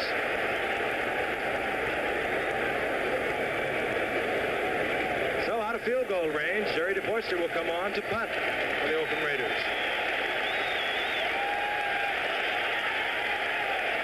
Clock showing 44 seconds. Here's Jerry DePoyster, who will kick to the single safety, Ken Houston.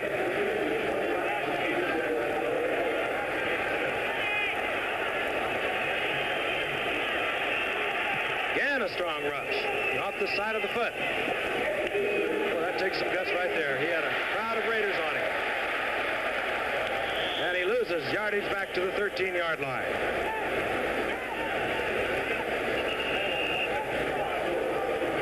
So Houston comes onto the field. Dan Pastorini. It's going to be interesting to see what Pastorini will try and do with 33 seconds remaining. I have a hunch he's been advised by his coach, Bill Peterson. Just be careful with it. Don't give it up.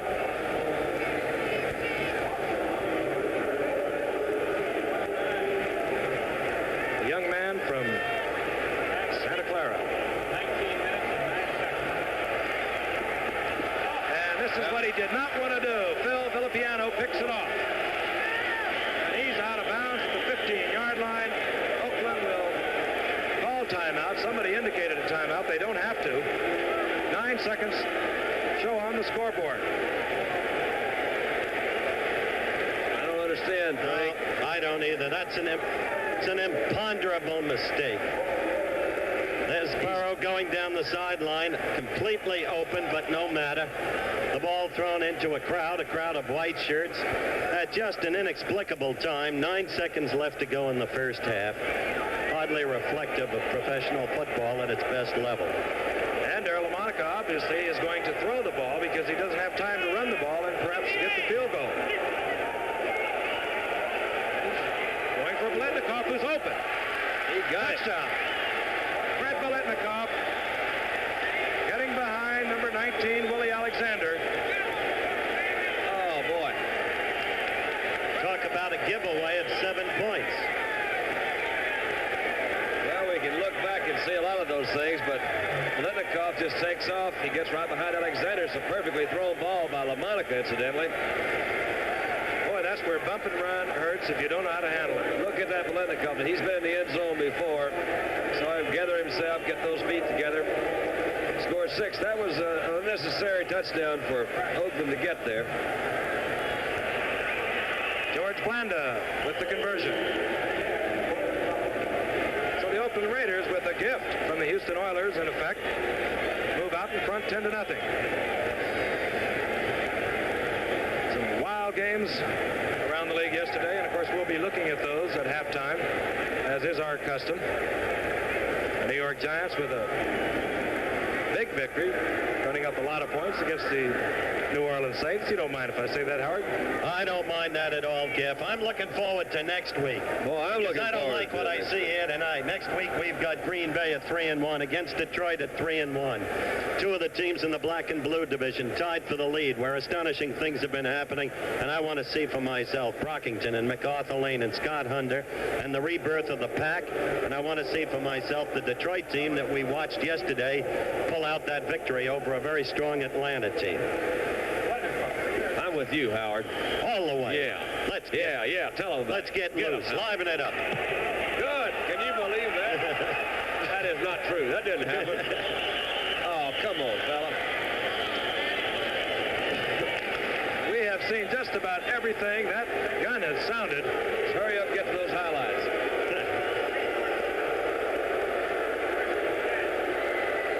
And the locals don't like the call. Both teams leaving the field. That's the end of the first half.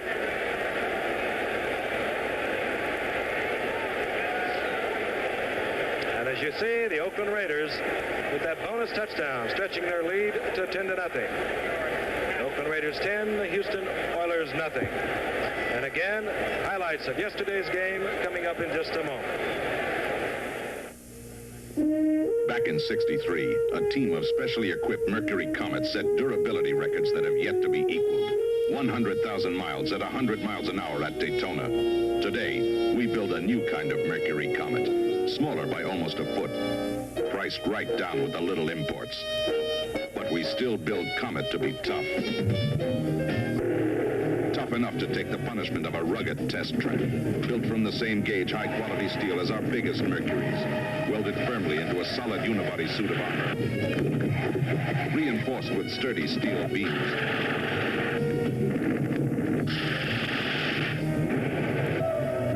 Mercury Comet. It's one tough little car with a family tradition for durability that goes back to 100,000 miles. 1973 Mercury Comet. built better to last longer. At the sign of the cat. Don Rickles guest stars with Julie Andrews Wednesday night.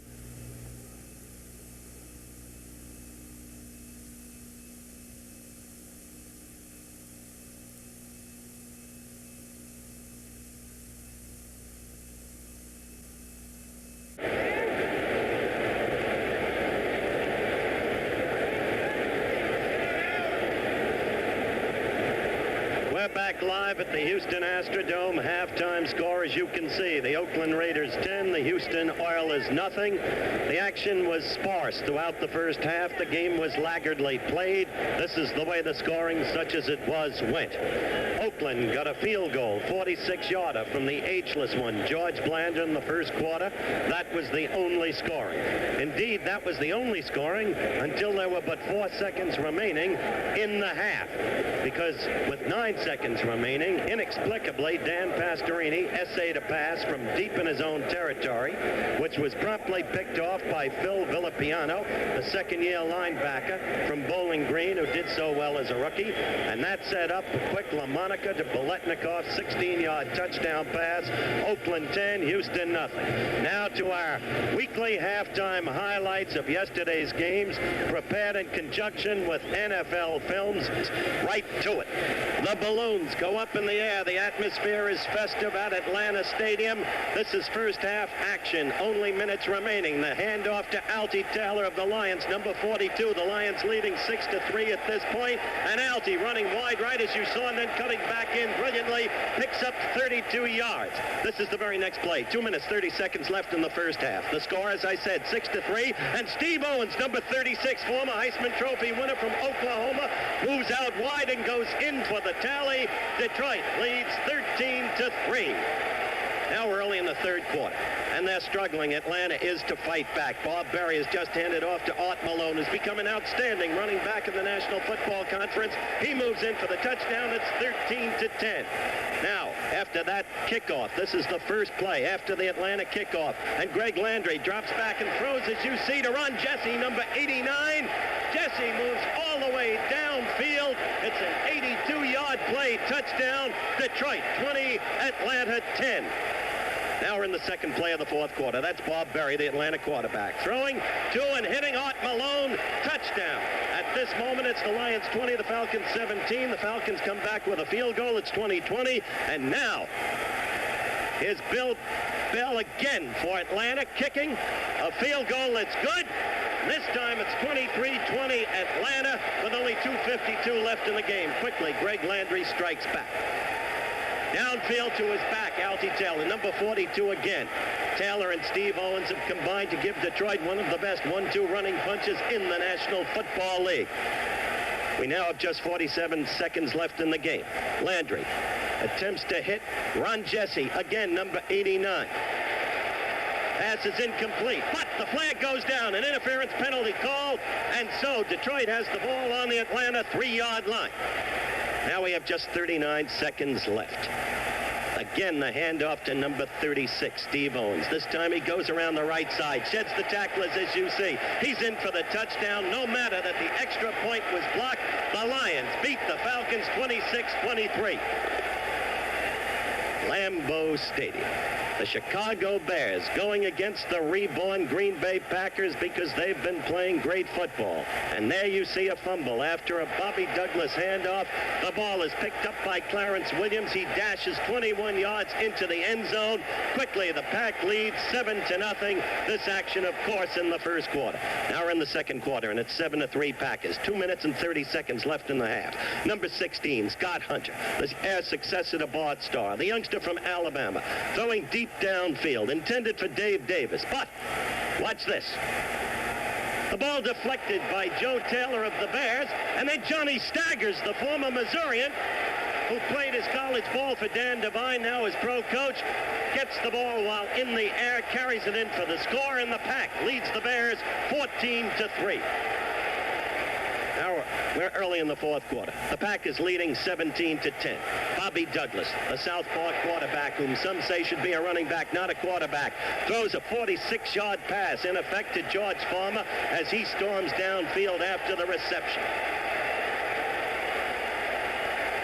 Chicago Bears can fool you even though they're still winless. This is 4 plays later. It's 4th and 2 from the 2. And watch Bobby Douglas scrambling in. And suddenly, the Chicago Bears have tied the pack at 17-17. This Packer team, as I said, is a different team this year. We've now got 34 seconds left in the game, and this is their new place kicker, Markle, the youngster from Hillsdale. And it's good. And the Pack beats the Bears 20-17. And next week, the Pack at 3-1 against the Detroit Lions at 3-1 on Monday Night Football. Well, somebody caused the Minnesota Vikings to be snake bit. We've got 1:43 seconds left in the game. The Vikings ahead of the Cardinals 17-12, and that's Gary Quazzo, the former Viking quarterback, hitting the rookie from Oregon, Bobby Moore. Touchdown, and suddenly the St. Louis Cardinals lead 19-17. Now we've got 4 seconds, as you can see, left in the game. And Minnesota is setting up for a field. Fred Cox, it's a chippy shot, 26 yards out. But look, he misses. The ball hits the upright, and so it's 19-17 St. Louis. Let's look at it again in slow motion. The snap. The approach by Freddie Cox. The boot. Now watch closely. Defensive back Roger Whaley apparently climbing up his teammate Rowe's back. Apparently touches the football. And indeed, the trajectory of the ball seems to have changed in flight. The ball hits the goalposts. And astonishingly, the powerhouse Purple People Eaters have lost 3 of their first 4 games of the season.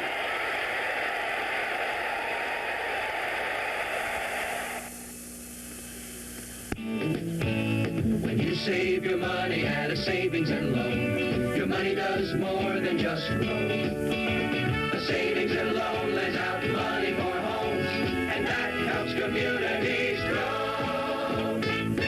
We're doing all done for America, and we want to build more.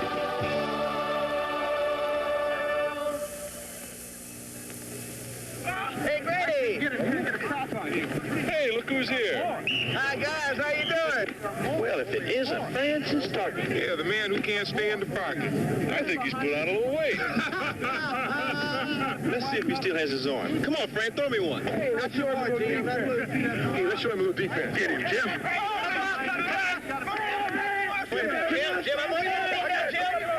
If you find yourself scrambling around as much as Fran Tarkington, you really ought to know about the shirt he's wearing. The knitted sports shirt from Arrow. It gives a man total freedom of movement. The supple knit fabric stretches as you stretch, moves as you move, doesn't bind, stays smooth. And even if it gets roughed up a little, you still wind up looking pretty terrific. The sport knit from Arrow. We call it the Scrambler. If it takes Fran Tarkington scrambling, it'll take yours. Shea Stadium, New York City. Key game, American Football Conference. Still unbeaten Miami against the presumably challenging Jets. This is action in the second quarter. The Jets leading 7-0. Bob Greasy dropping back, hitting Howard Twilley, number 81, who's all alone. Quickly, the score is tied at 7-7. We move to action later in the second quarter. Once again, Greasy has marched his team downfield. Now the handoff to number 21, Jimmy Kick. He's in, 6 yards in the touchdown. Miami 14, the Jets 7. Let's go to the third quarter. Miami's now leading 17-7. Joe Willie Namath trying to rally his forces. Back in the pocket, throwing deep downfield to the number 1 draft choice from Jackson State, Jerry Barker. Wearing number 83, the number that George Sauer Jr. used to wear. No, Miami did not get it. The pass completed, a 52-yard gain. That led to a Bobby Halfield field goal, 17-7. 17-10, rather. Now we move to the very end of the game, early in the fourth quarter. Emerson Boozer scores to make it 24-17. Later, Miami a field goal. That's it. This is Norm Snead, apparently reborn after years of failure, years of hope but no success at Yankee Stadium against the helpless New Orleans Saints. We're midway in the first quarter. and that's Snead dropping back. What a passing percentage he's got this year. Touchdown pass to the back from Southern California, Charlie Evans. 7-0 Giants. Well, late in the first quarter, it's 10-0 Giants. The handoff to Charlie Evans, number 31, who scored 3 times this day. He's in for the touchdown, and they're piling it up. 17-0 Giants over New Orleans. Now we're late in the second quarter. It's 24-0 at this point. I told you about Charlie Evans. Here he is again. 8 yards in. Touchdown. The Giants leading 31-0. They haven't had a day like this in years. We're just 3 plays later. 15 seconds left in the half. Archie Manning, out of Ole Miss, number 8, scrambling the way he used to in college. Looking deep downfield. Throwing. To number 83, Dave Parks, once the leading pass receiver in the National Football League. That was back in '66, and New Orleans is on the scoreboard. It's 31-7 Giants at halftime. Now we're in the third quarter. Norm Snead again. A 14-yard touchdown pass. You will see it to Don Herman, the youngster from Waynesburg. And so the Giants are ahead, 38-7. Scan excitement here. We are late in the third quarter, or at least moving to it. And they're finally playing Bob Grimm, acquired from the Vikings in the Tarkenton trade. Snead to Bob Grimm. Hits him. Touchdown. 45-7. Well, not a good day for the New Orleans Saints, to put it in the form of understatement. Here you see Manning dropping back. Manning finally hitting Danny Abramowitz, and so New Orleans scores. That made it 45-14. It wound up 45-21, no contest. That was yesterday, and this is tonight. The Oakland Raiders leading the Houston Oilers 10-0. ABC's NFL Monday Night Football, the Oakland Raiders versus the Houston Oilers, is being brought to you by Mercury. Cars that are built better to ride better. Mercury at the sign of the cat. And by Sears Tire and Auto Centers, where you'll find die-hard batteries and a complete line of quality tires. And we'll be ready for the second half kickoff between the Raiders and the Oilers after this word from our local stations. The fun is contagious on Temperatures Rising tomorrow night.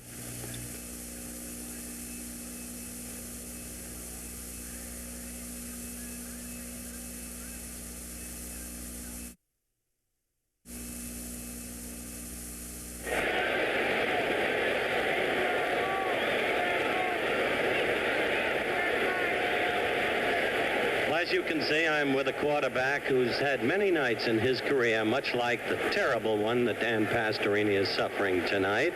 Remind us of some of them, Don. I'm getting tired of hearing about that, to tell you the truth. All you can ask for in the second half is help. Get a lot of help. He didn't have a good first half. It wasn't really a good ball game. Darrell didn't throw that well either. I think both teams have got to establish something consistent, Howard. And what that something is, it can be, anything would be an improvement. Whether it's the running game, I don't think they utilize their total offense that much. What puzzles me, though, Don, and you remember our lengthy talk with Bill Peterson last night, a man for whom we have to have a great deal of respect, a truly fine coach, I think. He calls all the plays for Pastorini, barring a few audibles. That last inexplicable pass could not have been an audible, didn't seem to be, and I can't understand Bill Peterson calling the play. Well, we don't know that he did, Howard, but as you say, more than likely he did. I don't understand either. He did have 33 seconds, I think, on the clock to do anything with, and it's the kind of situation where you'd expect, let's run a thing out. They're known as the second half ball club. We're going in at halftime only 3 points down, which is a pretty good situation, and they really gave the thing away, and he came back the next time, and now they're 10 points down, and 10 points is a lot different than 3. A lot of points against a team as good as Oakland. I think we ought to take another look, perhaps, at that last touchdown. So it's me. Let's do. All right, there it goes. Blitnikoff is just getting right behind Alexander, but just by a step. And it was a perfectly thrown ball, as we mentioned earlier. But it's right in the corner, and that's put them 10-0. 10-0 is the score as we go back to the Giffer for the resumption of action, the start of the second half. Well, I would like to point out, too, that the Houston Oilers trailed the New York Jets 14-0 at halftime only a week ago. And that was when Dan Pastorini showed the type of football player he really is. And we know he is, and I think every football expert will tell you. But you're looking at the statistics overwhelmingly in favor of Oakland. again, 10-0, and the total yards 171 to 27. That's quite a story in itself. Setting it up to get the second half underway is Jerry DePoyster. He'll be kicking deep to number 21, Lindsey Cole. Lindsey Cole on your right, and number 34, Willie Rogers on your left. Houston down 10-0. Poyster with an end-over-end kick. Well, we've seen everything tonight. We just about saw something else as Cole and Willie Rogers gave it an Alphon Gaston act down there at the goal line. You know, Frank, they were trying desperately to touch that ball, and had one of them touched it, they were actually inbounds. It would have wound up being a safety, and that would have been one of the most unusual safeties, I think, I've ever seen. All right, here we go. Dan Pastorini back in at quarterback. Willie Rogers, Hoyle, Granger, the setbacks. Ken Burrow, 0-0, one flanker. Charlie Joyner, 18. Out at the top of your screen, the other flanker, Alvin Reed, is 89. He's the tight end. 1st and 10 for the Oilers, moving from their 20. And here comes Willie Rogers. Rogers with a gain of about 4 yards. Nailed there by number 80, Art Toms. Art Toms and Otis Sistrunk are the defensive tackles for the Oakland Raiders. Sistrunk 60, Toms 80. Klein 84 left end, Horace Jones 82 the right end. The linebackers in the middle, number 86 Gerald Irons, Phil Villapiano number 41. One linebacker on the outside, Gus Otto 34 the other. Second down, call of 6. The ball at the 24-yard line of the Houston Oilers. Looking for the screen. A flag goes down. Granger has the ball. But a flag is down at the line of scrimmage. It's hard to guess what it would be, Frank. We probably shouldn't, but that screen was a little slow in setting up. You saw Pastorini fake to his left and spin back, and it could have been that the offensive lineman had moved down past that line of scrimmage. I don't know what these referees are having fun tonight. Something has just happened, fellas, that I think we should tell the viewers about, even though they won't be able to see the young man. The penalty, personal foul, as you see. Now, getting back to what I was saying, a young man was just wheeled into our booth, a big young man. A fella 6 feet 4 inches tall, who was a quarterback for Kansas State and the number 2 draft choice 2 years ago for the Houston Oilers. A fella named Lynn Dickey dislocated a hip, underwent surgery. They had to cut away a lot of muscle to repair him. He'll not play again this year. His whole football future is doubtful. At the very start of tonight's proceedings, it was Dan Pastorini who was wheeling Lynn Dickey out along the sidelines. Lynn is a great kid and a great competitor. And the hope here in the Astrodome and the hope everywhere is that he'll be back to play again. There is the personal foul indicated against the Houston Oilers. And again, a long discussion preceding that. That makes me 0 for 12, I was informed from the booth. I'm not going to say anything about penalties anymore. Alvin Reed apparently gave someone a pop he should not have, the tight end for the Houston Oilers. Third down. Now the Oilers back from the 13-yard line. And here comes Willie Rogers. Willie Rogers battling up to about the 18. Rather, Hoyle Granger coming back out to the 19-yard line. That offensive line for the Houston Oilers. Calvin Hunt is the center, 51. Ron Soule, 64. Tom Regner, 60, the guards. Levert Carr, 63, the right tackle. Tom Funchess, the left tackle, number 66. Third down and 11. The ball at the 19 of the Oilers. Just underway in the second half. The Oilers trailing the Raiders 10-0. Both backs circling out of the backfield, and low and hard, but well covered is 00 Ken Burrow, and Willie Brown, 24, the all-pro safety, was right there. I think you pretty well called it, Frank. Low and hard. Burrows, the speedster that came from New Orleans to Houston, has done a good job this year for Houston in some of the preseason games and earlier games. That one was a little bit low. And again, Pastorini is not throwing the ball as well as he can. All right, Pastorini now back to punt. Kick deep to number 21, Cliff Branch. 43 is Atkinson. Oh, and Atkinson took a chance, and it didn't work. That's still loose down there, and I think Oakland, nope. Well, there I did it again. Houston has the football on the 38-yard line of Oakland. And Atkinson, I believe, made quite a mistake. There was nothing but Houston Oilers around him. And the job really is for Cliff Branch, 21, to tell him whether to fair catch it or not. And, of course, Atkinson, the veteran, might have just decided I can handle it. Look at that ball still holding. Al Johnson finally sits on it. Number 15, Houston has the ball. They're at the 37-yard line of the Oakland Raiders, and they trail 10-0. Burrows to the right now, splitting out further to the left. Number 18 is Joyner. Willie Rogers, and he's picked up immediately.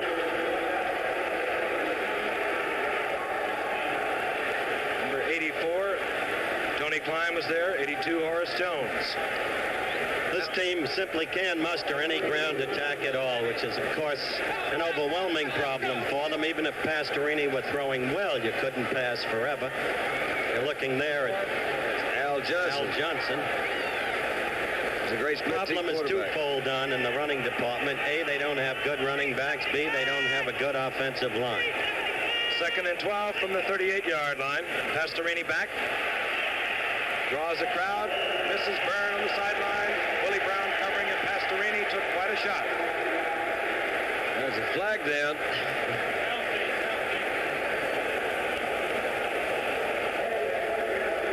Holding the Houston Oilers.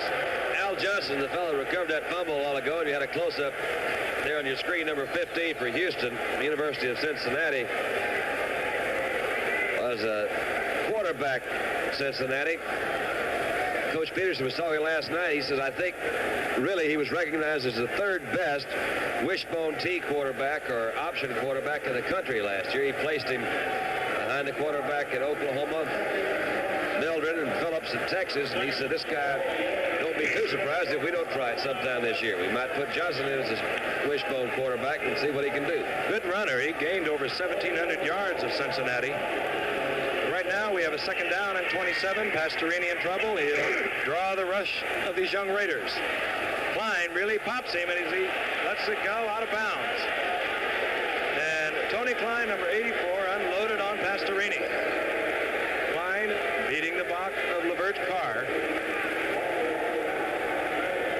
And this young man he's been pumped around tonight, and he has also not thrown the ball well.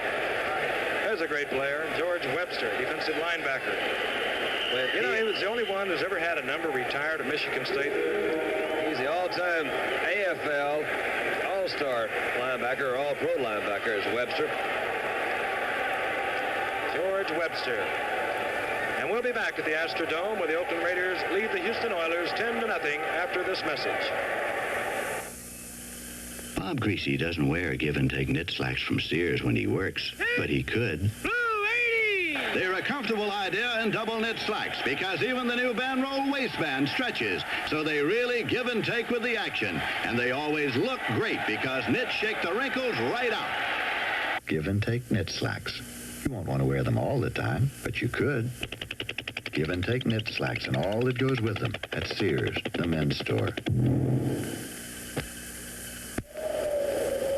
Neither snow, nor rain, nor heat, nor gloom of night stays the diehard from the swift completion of its appointed starts. The Sears Diehard, with extra power to start your car when most batteries won't. Sold only at Sears. 12 minutes and 4 seconds remain in the third quarter. The Houston Oilers down 10-0 to the Oakland Raiders. Dan Pastorini, the quarterback for the Houston Oilers, 1 of 12 tonight, 17 yards. That was a screen pass that happened about an hour and a half ago in the first quarter. Having a rough night. 3rd down and 27. Firing for Byrne, he has it. And out of bounds at the 34-yard line is Jim Byrne. Short of the first down. And that will bring on Skip Butler. this, as Frank just pointed out, this is his first completion to a wide receiver. Just a sideline pattern that did not pick up enough for the first down. So they'll try the field goal. Kemp next will set the ball up at about the 42-yard line for Skip Butler. And this is blocked. They have blocked, I believe, 3 field goals tonight between the two teams. I'm telling you. Boy, there's humanity. Look at this.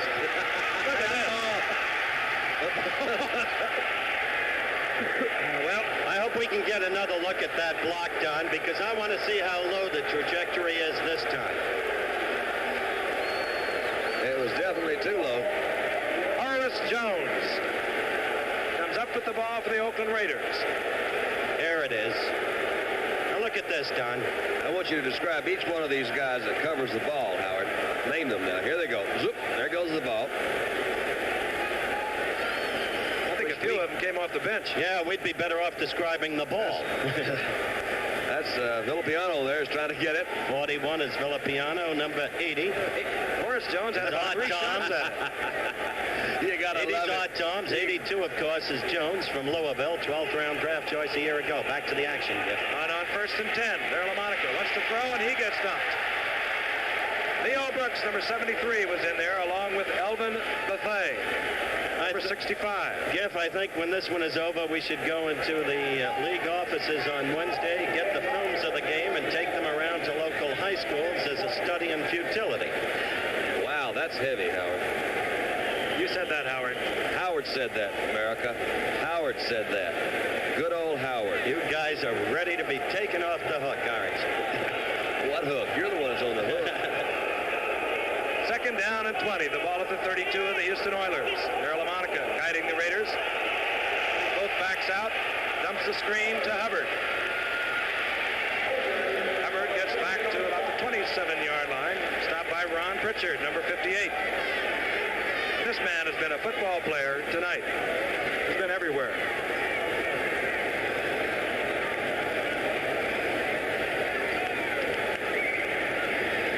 Again, the Raiders out in front, 10-0. Blanda hit on a 46-yard field goal in the first quarter. And then just before the half, where LaMonica hit Fred Biletnikoff with 9 seconds remaining in the game. Another 5 seconds remaining in that first half to make it Oakland 10, Houston nothing.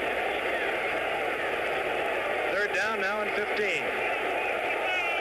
Biletnikoff is to the right. Siani is to the left. LaMonica is going to be hit. And he gets away. Almost picked off by Houston. LaMonica just stepping up in time to avoid Floyd Rice, who's coming on the blitz.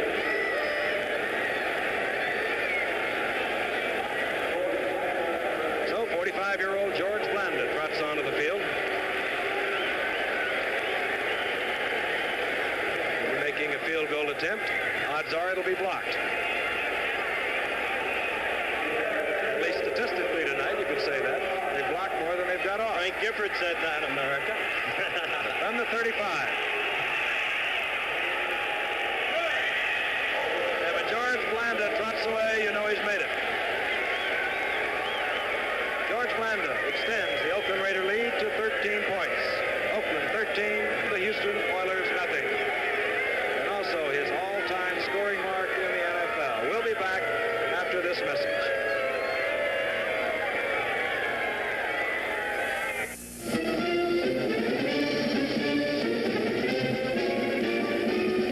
Sunoco announces the football event of the year. It's NFL Action 72.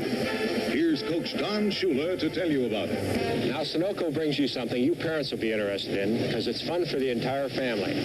Sunoco brings you NFL Action player stamps with stars from every pro team. Every time that you stop at a participating Sunoco station, you get a set of 9 official NFL Action player stamps. Free. They're great to collect and trade. And to help you save your stamps, there are 2 official Stamp Saver albums. This regular edition is 89 cents. And for $2.49, you get this deluxe album full of facts and photos. Both albums come with 144 extra player stamps. So get your family in on the fun. Get NFL Action player stamps free at Sunoco.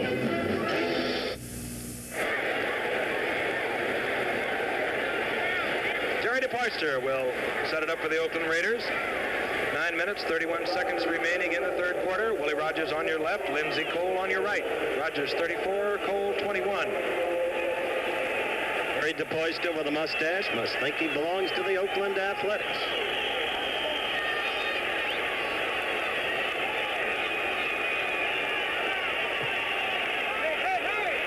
This will be Cole at the goal line. Cole up over the 20. Number 40 getting down there very quickly for the Oakland Raiders. A fine running back who has not seen action tonight. That's Pete Banaszak.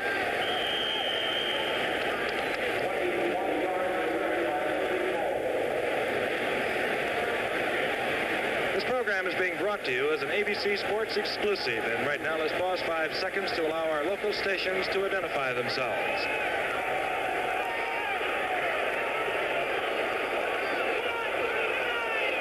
On 1st and 10, the ball just over the 20-yard line of the Houston Oilers.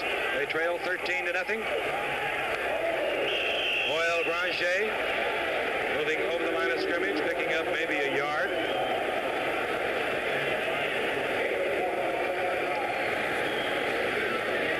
And here will come a play. The person of a couple of Houston Oilers, Jim Byrne, the receiver, comes in. He brings the play from head coach Bill Peterson. Here's a man who's had quite a night, Elvin Bethea. Al Johnson is in at one setback. 2nd down and 9. The ball at the 21-yard line of the Oilers, and here comes Al Johnson. He's a former quarterback. Well, he can still throw it. That was a lateral.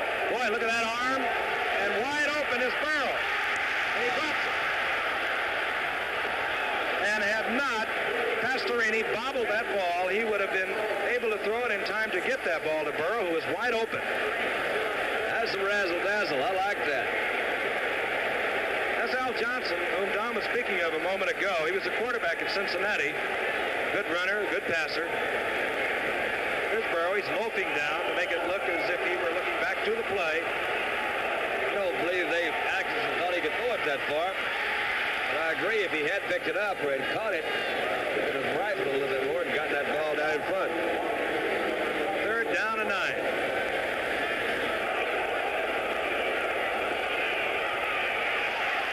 And Pastorini draws the crowd, and down he goes, back inside the 20. Big number 60, Otto Sistrunk is there. Young man who never went to any major college. Matter of fact, didn't play college football at all. Well, let's pick up that story that we began in the first half. Al Davis was in Los Angeles for a league meeting. Tommy Prothro thought he wanted to spy on the Rams in workouts. He called Davis, invited him into a workout. He said, "What guy do you like best?" And Davis pointed and said, "That one, I don't know his name." He said, "Well, that guy's name is Sistrunk." Al will complete the story later. You're not going to stop that story again, are you? Go ahead, talk right through the punt. With Branch was 21, and he's back to field the punt of Pastorini. 9-3 sprinter, and he'll go nowhere.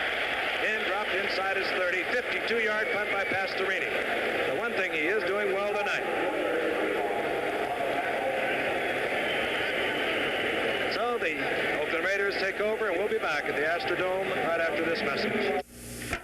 Civilized like an elegant woman, savage like a cat. Mercury Cougar XR7, like nobody else's car. Buckets, tachometer, automatic floor shift, V8, all standard. No car combines more luxury and sportiness than Cougar XR7. It's like nobody else's car. Built better to give you more. At the sign of the cat.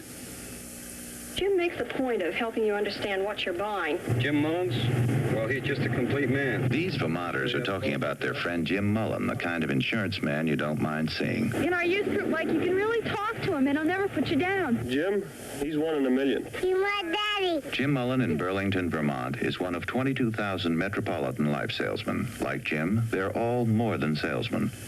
At Metropolitan, we sell life insurance, but our business is life. We're back back, you see the score, 13-0. Oakland dandy Don Meredith insists we continue with the Otis Sistrunk story. Yeah. A week later, Prothrow called Wait a minute, Davis. where? Well, was it in Los Angeles? we're going to keep this going throughout the whole game to keep the tension alive. Gift?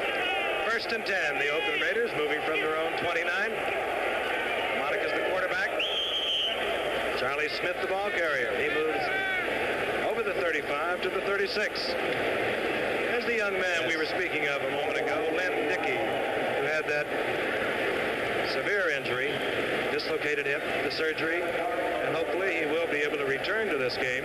Certainly not this year. Hopefully there is a future for this fine quarterback. Great-looking kid. He really is a great-looking kid. He can throw that football, too. Charlie Smith picks up 7 yards. It'll be 2nd down for the Oakland Raiders. They lead 13-0. 6:57 remains in the 3rd quarter. Here comes Marv Hubbard. I've just been asked by our brilliant producer, director Chet Forty, to continue with the Otis Sistrunk. Wait a minute. In any event, Prothrow called Davis a week later. He said, hey, you like that guy Sistrunk? You want him? So Davis thought there was something going on in Prothrow's mind that Davis didn't know about the kid. He said, well, I need another look at him. He said, we're having an intra-squad scrimmage Saturday. Come down and see him.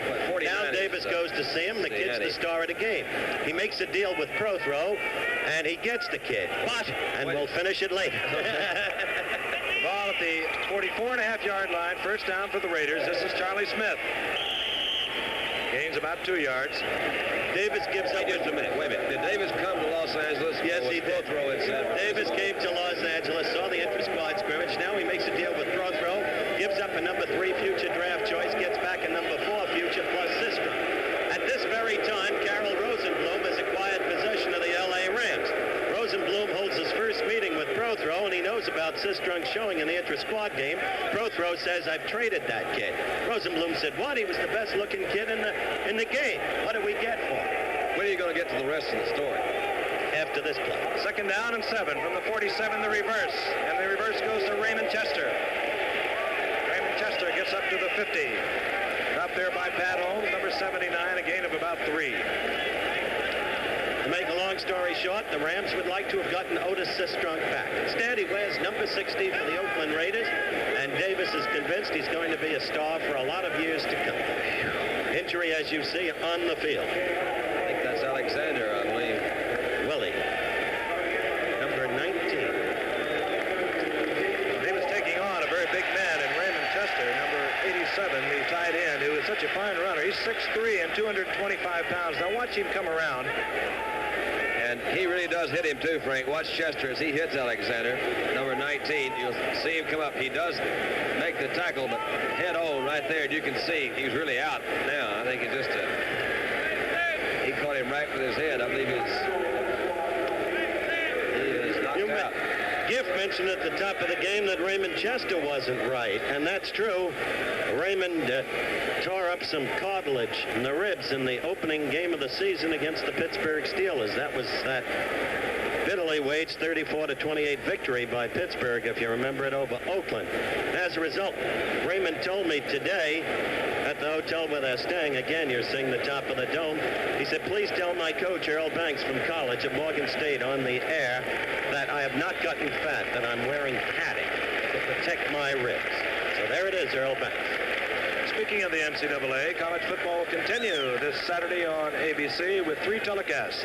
The majority of the nation will see Texas undefeated against Oklahoma, which is also undefeated. We'll also be televising Arizona, New Mexico, Citadel, and East Carolina regionally. So check your local listings for the time of the game in your area. 3rd down and 5. The ball resting just inside Houston territory at the 50. Zeke Moore has replaced Alexander.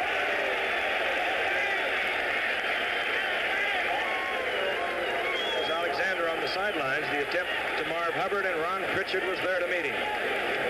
Willie Alexander in his 2nd year out of Alcorn A&M.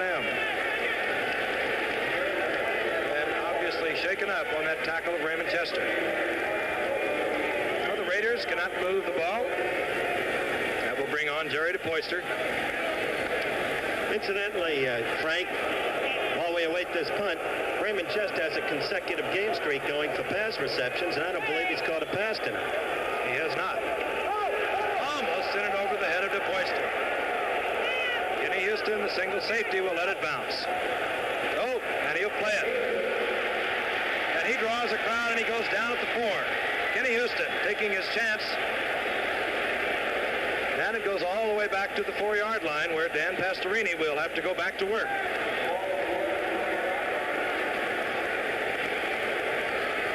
Minutes and 10 seconds remaining in the third quarter, and the standing room only crowd was just announced a few moments ago of 51,378.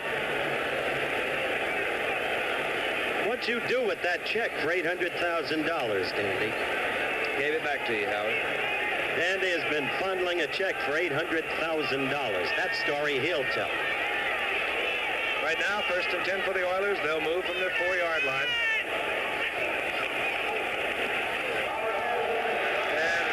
Tank Holmes, number 39,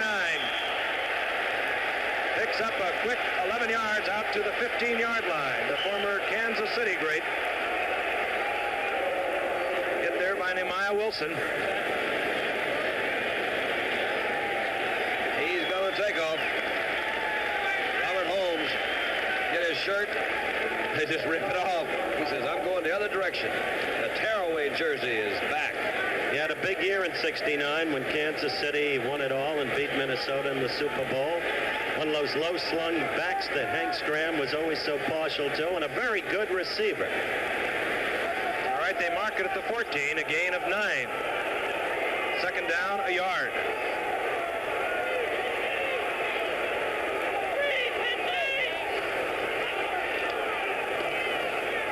And here comes Willie Rogers. The yardage for the first down. Holmes has some new wardrobe. Talking to Bill Peterson. Picks up the play. He'll bring it in. 1st and 10 for the Oilers. And this capacity crowd who booed that "We Thank You" fans that was printed on the scoreboard a few moments ago. It was a big cheer for their ball club. 1st and 10 the Oilers from their 20-yard line.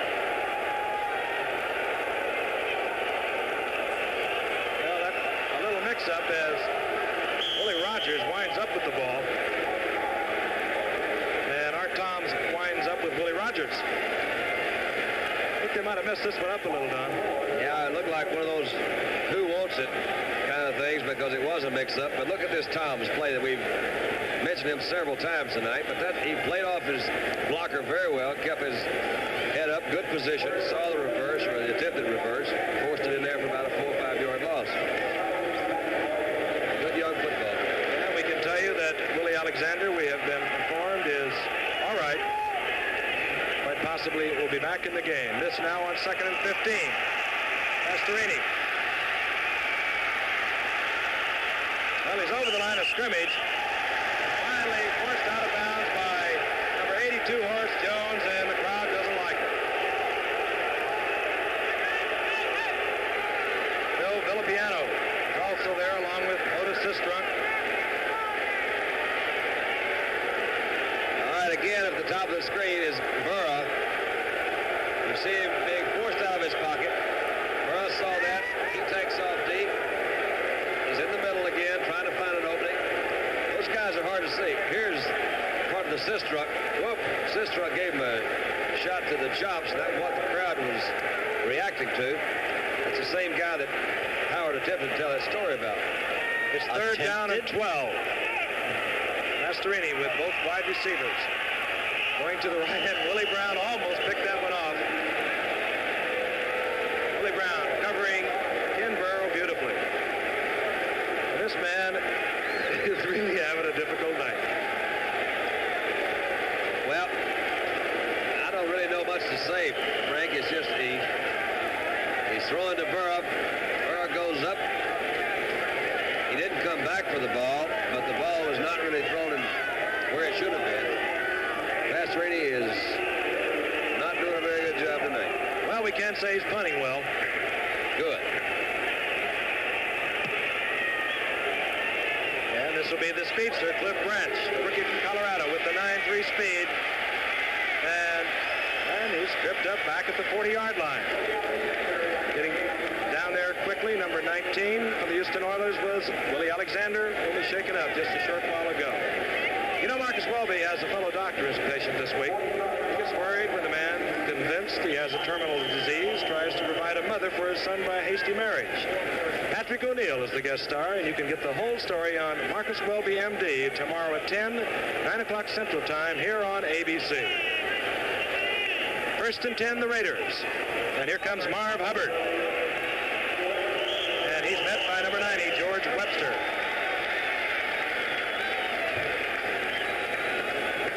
And oddly enough, Oakland, having dominated this game, are still well within striking distance of the Houston Oilers if they could do anything at all. They lead 13-0. Let's watch George Webster, Don. Good one. He's had knee trouble in his career. He now plays just the weak linebacker away from the tight end. He's a very knowledgeable football player. There's good pursuit coming in from the inside. All right, on second down and 9, LaMonica. Looking, there's a picked off. That's Zeke Moore, who came in to replace Willie Alexander. And Biletnikoff made a fine move. I believe Zeke Moore might have been able to hold on to that ball if Biletnikoff had not wrestled him for it.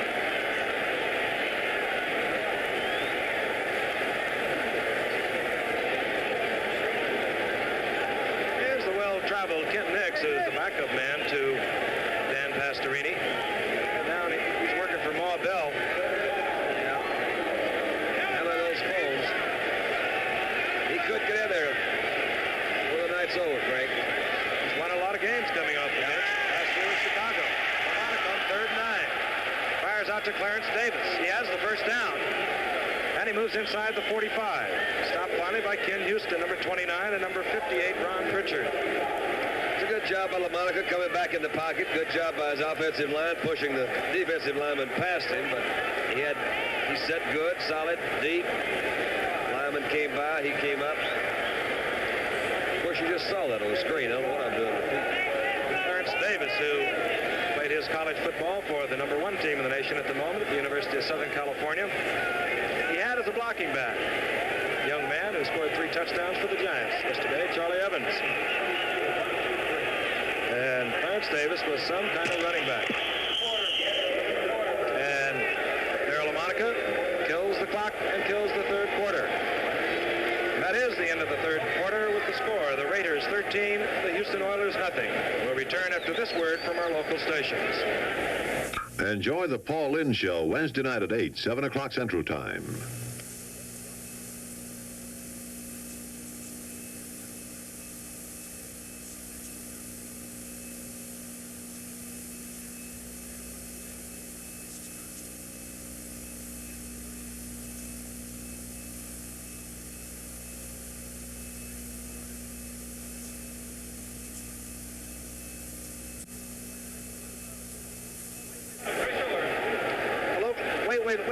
Wait till Houston gets the ball.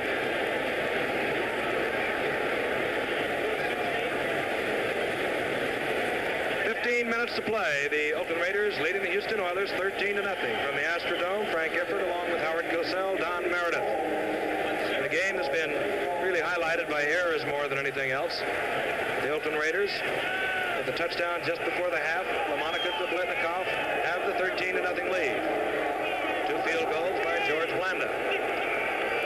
First and 10 for Oakland. LaMonica throwing again to Biletnikoff, and it bounced off the shoulders of Zeke Moore. It's 2 that's hit Moore. He was right on Biletnikoff. He had him pretty well covered. Let me ask you something. Well, we'll take another look at this, Don. You call it, and then I want to ask you a question. Dale got pretty good pressure this time. He threw the ball actually before Biletnikoff had made any moves, but you'll see Zeke Moore running right with him, as he's coached to do. He was turning back, and as he turned back, the ball had already been thrown and hit him in the shoulder. When Houston gets the ball again, would you put a veteran like Kent Nix in and take the youngster out who's having such trouble? I don't really think I would, Howard, unless Pastorini is hurt. He's still got a lot to learn. He's learning the hard way. And if things keep up, he could very well get hurt out there. Second and 10 from the 44. Clarence Davis Moves inside the 40, stopped there by George Webster. Remember, Gift, there were a series of games last year when Nix was performing for the Bears. Concannon was hurt. Bobby Douglas was having his troubles, and Kent Nix won some games for the Bears in the late going of those games. He's been around. I saw him play well for Pittsburgh. I saw him play well for Pittsburgh. When I was still playing, he beat Dallas almost single-handedly one time in Pittsburgh. He's has played good football. I think the thing Coach Peterson's concerned with, though, is establishing something here, and he's chosen to go with Pastoradian. He's getting his knocks tonight. Right now on 3rd and 4. LaMonica completes to Biletnikoff. Wow. Zeke Moore makes the stop, but it's first down Oakland.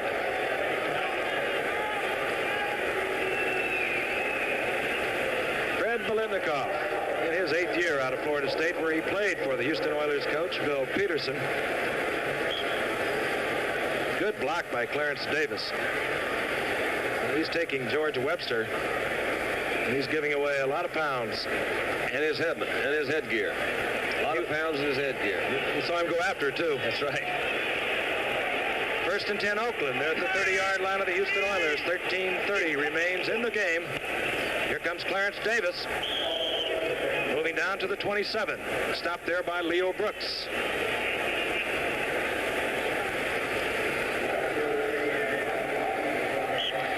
Ago, we didn't have the opportunity to tell you, but Zeke Moore, who came in replacing Willie Alexander, is seeing his first action in weeks. And if he appeared to be a little rusty and not turning around maybe to make the interception, it's because he really hasn't played. He had a broken arm in the early preseason. 2nd down and 7. The ball at the 27. This is LaMonica. Ciani. Touchdown. Mike Ciani. That ball was right on the mark again. Ciani coming in from the other side. Caught it just before he went out on the sidelines. Benny Johnson covering all the way. And this ball well thrown by Darryl LaMonica. Not anything fancy, Frank. You'll just see him come down, make a slight move, coming across the middle. He gets a step, and that ball was perfectly thrown. Mike's having a big rookie year, collecting touchdown passes from Darryl. You'll remember in that losing effort to Pittsburgh, Mike caught 2. Then Darryl kept it up. And this is George Blanda. Automatic, and he's done that over 700 times. So the Oakland Raiders go out in front of the Houston Oilers now, 20-0. And we'll be back at the Astrodome after this message.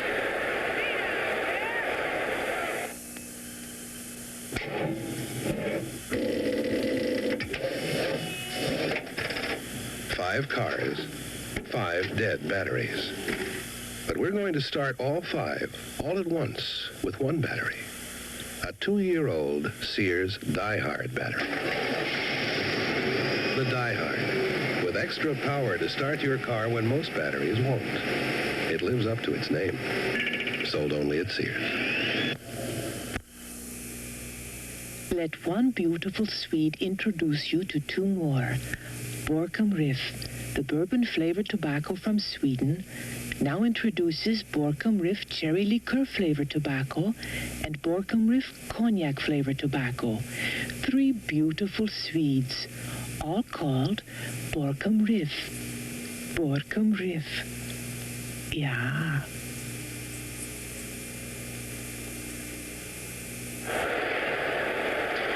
This is the hand of George Webster, the Oilers' outstanding linebacker. And he had left the game prior to that last play, and he appears to have re-injured that hand. Right now, the Oakland Raiders, with 12 minutes and 49 seconds remaining in the game, have that 20-0 lead. And deep, Lindsey Cole on your right, Willie Rogers on your left. Jerry DePoyster to kick off.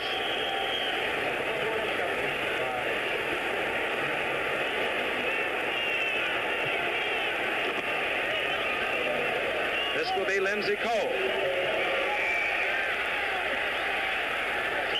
And down goes Lindsey Cole at the 15. Trying to put this affair into some sort of perspective, Frank. It's obvious what the Oilers need. They need to develop their young quarterback who is not reflecting his real potential tonight or anything like it. They need running backs. They need strength in the offensive line. The Oakland Raiders have not played a good game, but they've got outstanding personnel. Some believe perhaps the best 40-man squad in the game. And what they need is a victory. It's like Stram's team in the game we had against New Orleans when Kansas City needed the victory at any cost because they were down at the moment. Pastorini stays in. Hands off to Robert Holmes. Holmes with running room moves over the 25 to the 27. But the Oakland Raiders will be willing to give up the yardage on the ground. They know the only way they can get hurt is by the pass, and Dan Pastorini hasn't even threatened tonight. He's 2 of 16 for 36 yards. Jim Byrne, 81, is in, replacing Charlie Joyner.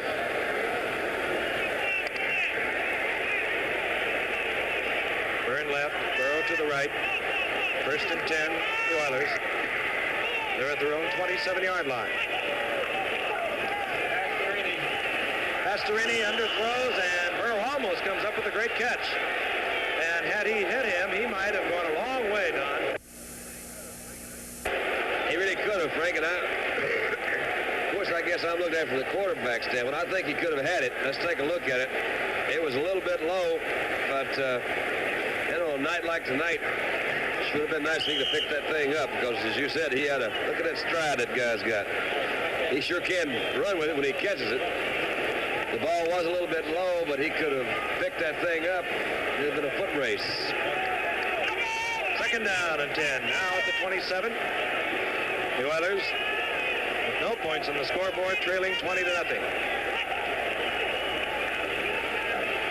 They like this play, and Oakland has finally figured that one out. Yeah, Robert Holmes sure go have. down.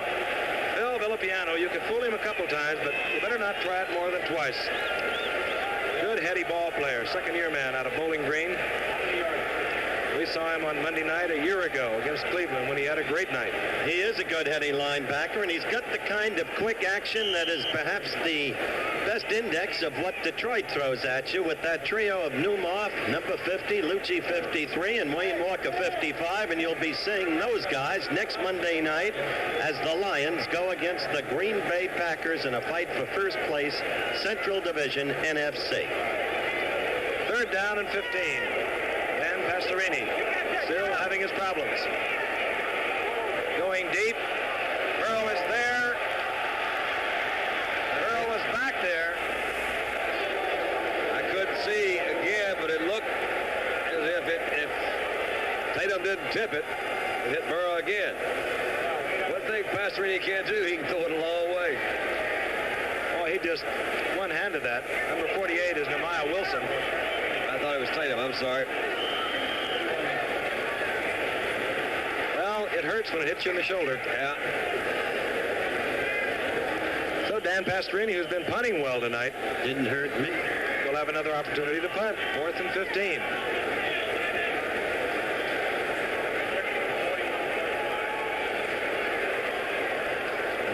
That's really the story of this game. Pastorini, 3 of 19, 31 yards. The hometown crowd seems to have read that story because they're getting to filter out of this Astrodome and head back to various parts of Harris County. Pastorini doing the punting. Deep, 21, Cliff Branch. Dropping back there, number 43, Georgia Atkinson. Now the single safety. The hometown boy. Cliff Branch, 9'3" sprinter from Colorado.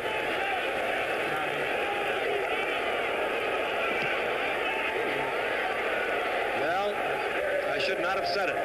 High and short is Pastorini's punt.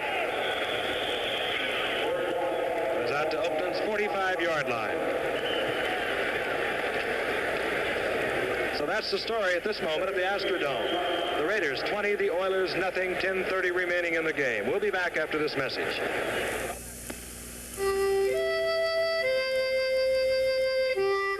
Gillette makes a better double edge now than the one your father used. The smoothest edge we can put on a blade for the smoothest shave we can put on your face. The Platinum Plus blade. And someday, Gillette will make even a better blade for your son. The more things change, the more they stay the same. We made the first blade, and we're still the first blade. Gillette, Platinum Plus.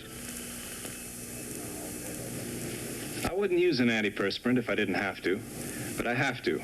I perspire. It's just that a lot of antiperspirants smell artificial. But not this new one. It's new Right Guard Natural Scent Antiperspirant. It smells light, clean, like after a shower, and it helps keep me dry all day. New Right Guard Natural Scent Antiperspirant. I like the way it works. I like the way it smells. This is the rookie coach, Bill Peterson, and he's upset. His ball club has not had a good night. You can understand it, especially after the hope provoked by last week's upset victory. Oakland now with the football, and there's a story, 232-73. Oakland doing nothing dramatic, but still moving the football. Have run up 20 points. We talked about the players Houston needs, Frank, to build that team for the future, the positions and all of that. Something else they need, and this bears upon what we touched on early in the first half, continuity of leadership. 8 coaches in 12 years, it's impossible to have that. If Bill Peterson gets his shot over a span of years, and I think you'll see results. You saw Marv Hubbard coming to the sidelines. He was shaken up after he carried that ball and looked like he was a little mad at linebacker Floyd Rice. He picked up 5 yards. His second down now and 5. And here comes Clarence Davis.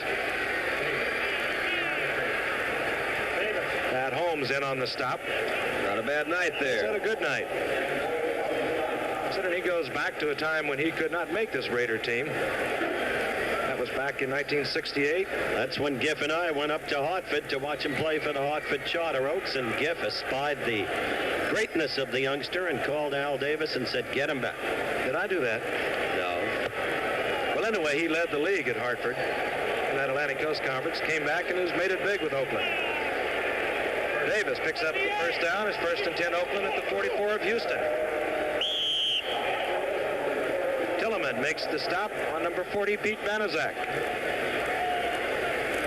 This is the time of the ball game, and Oakland's going to be obviously running the ball. There's no need for him to really put it in the air. Puts it back, and it's also a real test to a young Houston defensive team. These guys have got to be tired now. They look at the scoreboard. Their offense has not been productive tonight. And you could see the team fall apart. Hopefully they won't, because you hate to see any team do that. Second down and 5. The ball at the 39 of the Houston Oilers. Siani left, Biletnikoff right, and Don's right. Darryl Lamonica wants to run it out. Pete Banaszak gets the call, picks up about 2 yards. Kent Nix watching from the sidelines, communicating with scouts up in the box. He's asked him, does it look any different up there than it does down here? No. They said no. All right, it'll be third down, a long 3. The ball at the 36.5-yard line. Darryl Lamonica puts Biletnikoff out to the right. He'll face Alexander. Siani is out to the left to meet Benny Johnson. Both backs flooding right. And the attempt goes out to Biletnikoff. A flag is down. I believe they caught it up. Oakland guy, well, they caught him holding. If that's not right, then I'll just go ahead and miss another one. But I think that's what it is. All right, Houston will probably take the penalty. And Oakland will probably throw a 40-yard touchdown. Now, Houston, of course, wanting to move Oakland out of field goal range. Down will remain third down. There's the holding call. Don, you got it. 1 out of 13. Thank you, Chet.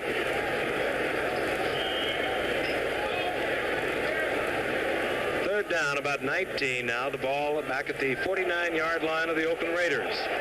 Out in front, 20-0, 7:40 on the clock. This time Siani comes right.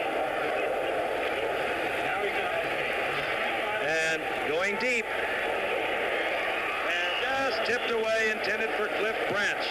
Kenny Houston, a real football player from these Oilers, was back there to make the deflection. Zeke Moore, number 22, also back helping. Interesting how he retains his individual excellence, Kenny Houston, in the face of a team performance that's been so dispiriting. You know, Don? Yes. That is amazing. They've really been dispiriting. And he'll drop back to accept the punt of DePoyser.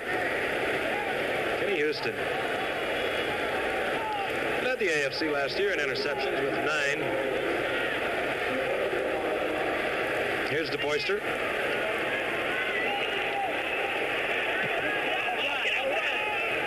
This time Kenny Houston will call for the fair catch at the 13-yard line. 38-yard punt. So the Houston Oilers send their offensive team back out to give it another try.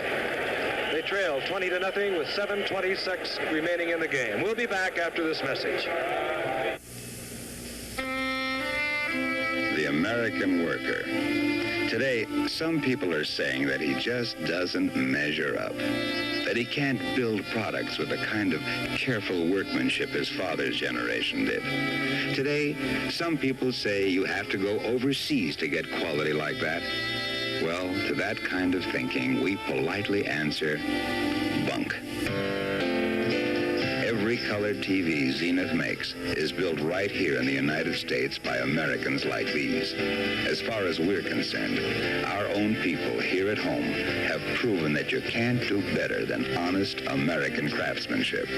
Measure up? We think the American worker more than measures up. It's Zenith people like these who've made it possible for us to say since 1927.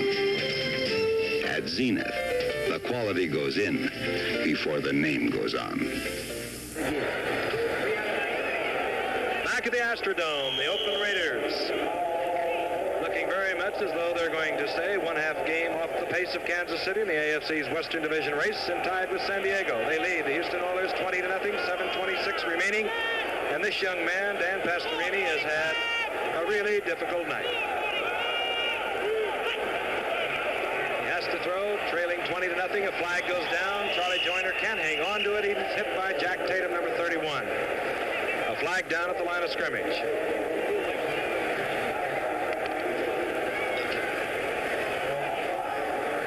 Offsides, Oakland. George Blanda started the scoring in the first quarter, hitting from 46 yards out. This is a play before, a little on the kick we had before. A little battle working here between Alexander and Maxwell. Let's take a look at it. 42 on your left and 19. What's this right here? He says, wait a minute, fella. Alexander's 19. Wow. You know, we're looking awful hard for some action for you, folks. On first down and 5. And picked off by number 43, George Atkinson. And for those of you who have just joined us, Oakland leads this contest 20-0. And as I started to say, they have not been too exciting doing it. They've been, as a matter of fact, kind of methodical. Now that you've mentioned it, Frank. That's a fine interception. George Atkinson coming all the way across, taking it out of the hands of Alvin Reed. Lamonica is hit for a pair of touchdowns, one to Biletnikoff, another to Ciani. Blanda added another field goal from 35 yards out. First and 10, Oakland. They'll move from the Houston Oilers 30-yard line. Here comes Clarence Davis as a flag goes down. Davis spinning away to the 20-yard line. But a flag is down at the line of scrimmage. Backfield in motion against Oakland. It appeared as if Hubbard was the man who was ahead of the count. What you thinking about this contest, Andy? That about sums it up. No, it's been unfortunate, however, because the Oilers were very excited about last week. They obviously played good enough football to beat a good football team in the New York Jets. They know they are not a contending team this year, but they're certainly hopeful of being representative. And tonight's really not a very representative night, as you pointed out. So I know they're very disappointed. And as you say again, Oakland has not played that well either.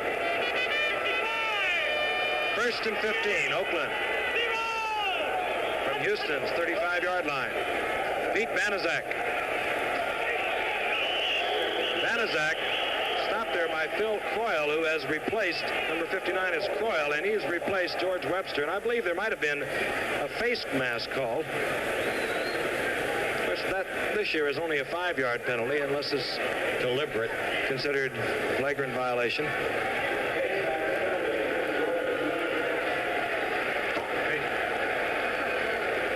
And this one will be marked off 15 yards. Must have been flagrant. Yep. If they deem it to be purposeful, that's it. 15. Personal foul. And coming up next Monday night, two fine football teams in quite a race in that Central Division. Well, how about Minnesota? Hard to understand, Giff. Sometimes I think Francis Tarkenton is snake bit. He moved that team right back up the field after Quazzo's touchdown pass to Moore, positioned for the field goal, and then, as we showed at halftime, that Roger Worley trick. Pete Banaszak on first down. Another flag goes down. But it really has made quite a race out of that Central Division. We'll be in Detroit next Monday night for Detroit and Green Bay. I think the thing to remember, especially when you're talking about that black and blue division, Frank, being 1-3, Minnesota is still an outstanding football team. Everybody in the country knows it, and they're not out of that race yet. There's a lot of time to go. Illegal procedure, this time against Oakland. I believe that's 3 straight penalties on 3 consecutive plays. You agree, Giff, about Minnesota? Very definitely. And, of course, their loss was to St. Louis, out of their division. Of course, we pick up Minnesota the week after the Green Bay-Detroit game.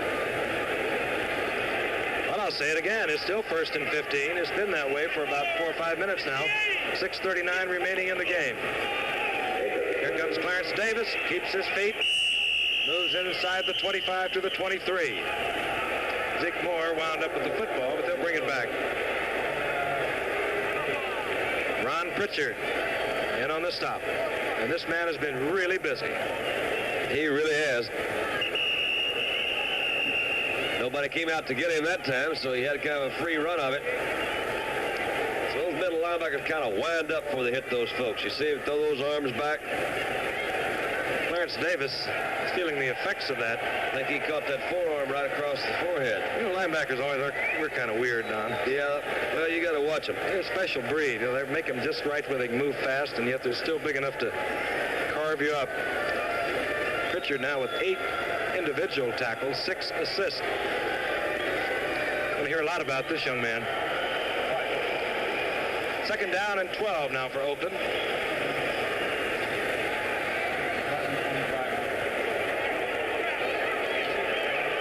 And at tight end is Bob Moore, number 88. Banaszak is back in. Charlie Smith, the other setback. Banaszak 40, Smith 23. Lamonica in trouble, gets it away. Ciani holds on to it. Now he drops it. I don't believe this game. It didn't happen, did it?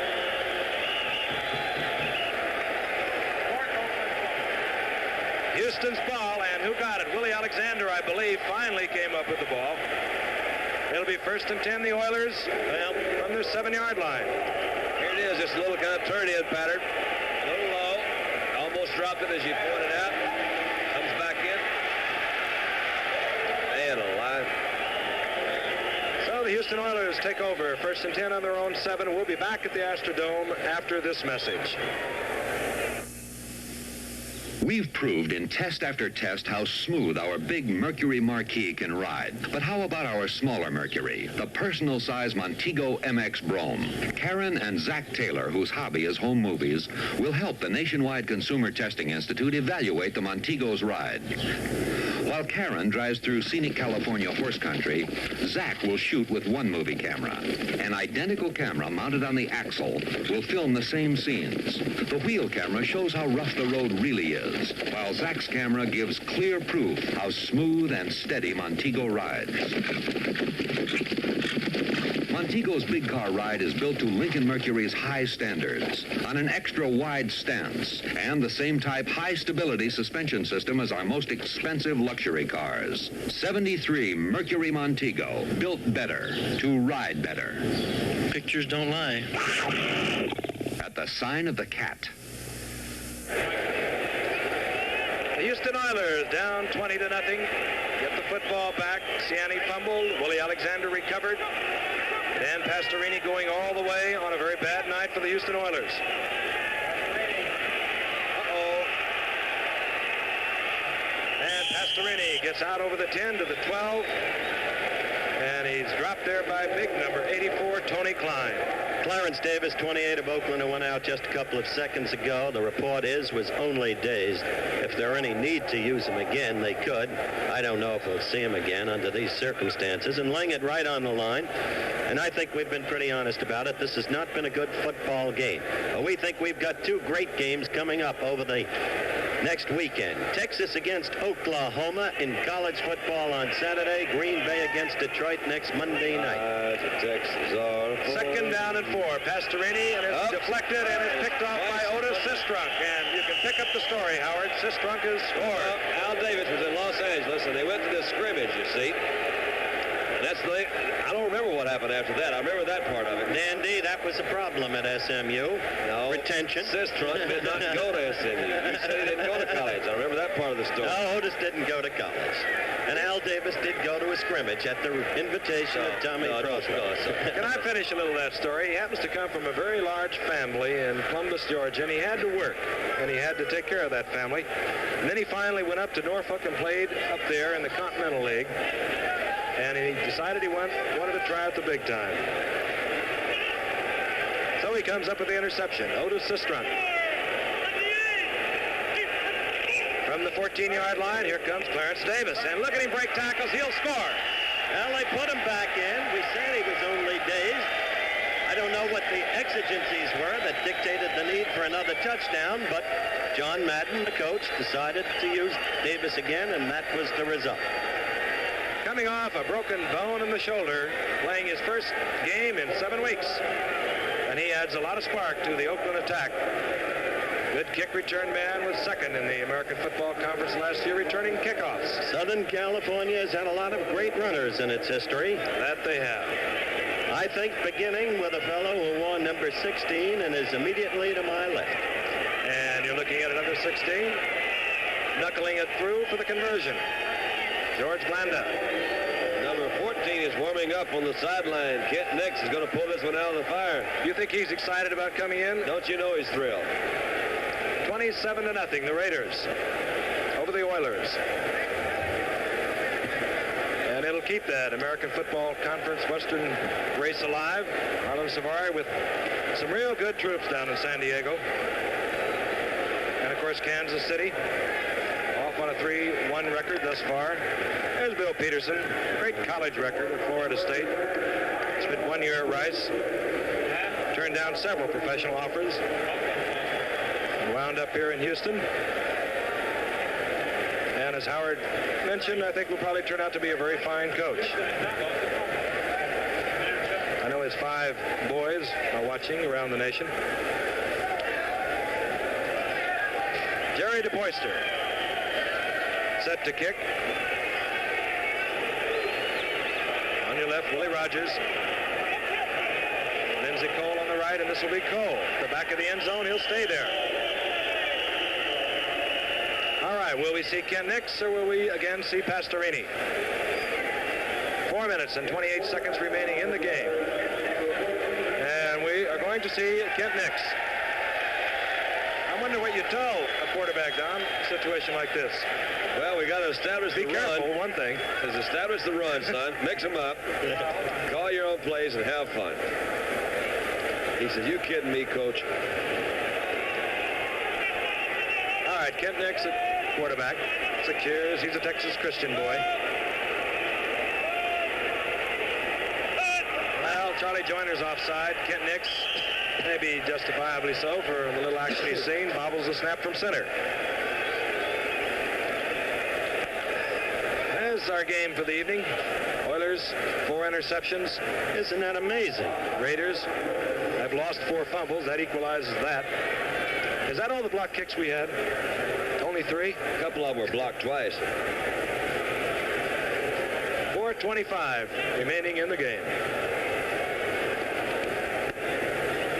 Raiders, a good, solid football team. They are that. Tonight's not representative of their abilities. They get a victory they need. They're tied with San Diego now. Half game off the pace with Kansas City. And with San Diego so quickly rebuilt and so wisely so by Hall and Svari, we could have a great 3-way race in the Western Division of the AFC. At number 74 in the defensive line is Tom Keating. Flag goes down. The pass is completed. The number 89, Alvin Reed, but the flag is downfield. We have seen a few penalties tonight also.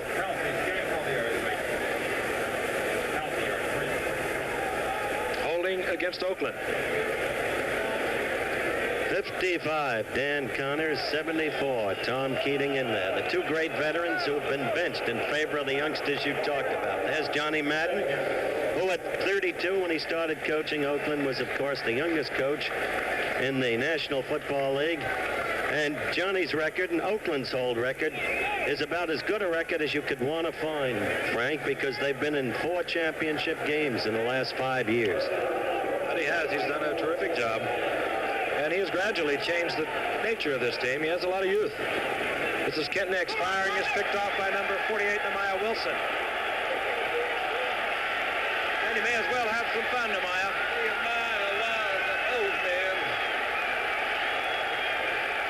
And out of bounds on the 2-yard line. Nehemiah Wilson, all 6 feet, 180 pounds of him.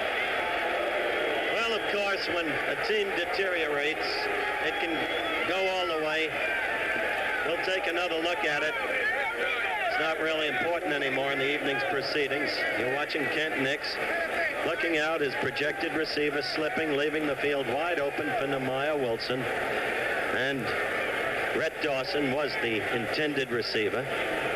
Nehemiah cutting across field, picking up downfield blocking. And as you see, staggering down and going out of bounds on the 2-yard line. Howard, you sound so excited. Really. Let's tell it like it is. All right, let's go. Stabler at quarterback. First and goal from the 2. Left-handed, wide open, number 88, Bob Moore, who generally plays his football when Raymond Chester is hurt or on 3rd and short yardage. Stabler's had quite a night. Listen, Giff, you weren't with us our first year. We saw a team play this badly that wound up in the Super Bowl. The Dallas Cowboys, when St. Louis really destroyed them. I remember that. St. Louis will never forget it. Yeah. Raiders 33, Lambda on to make it 34. Oilers nothing.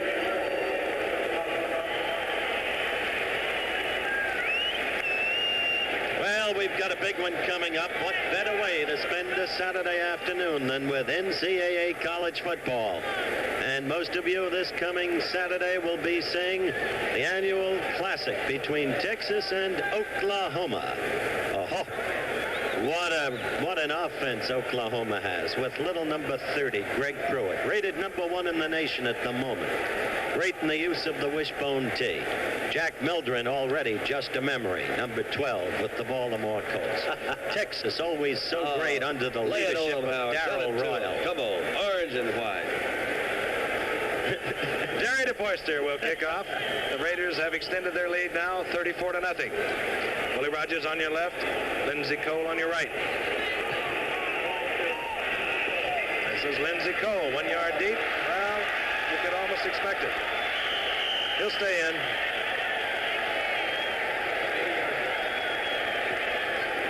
For those of you who are just joining us, we have 3 minutes, 52 seconds left in this game. It's hard to explain. I can tell you that Oakland has not been dramatic. They have been methodical. Darrell LaMonica has thrown for 2 touchdown passes. Kenny Stabler threw for a touchdown pass.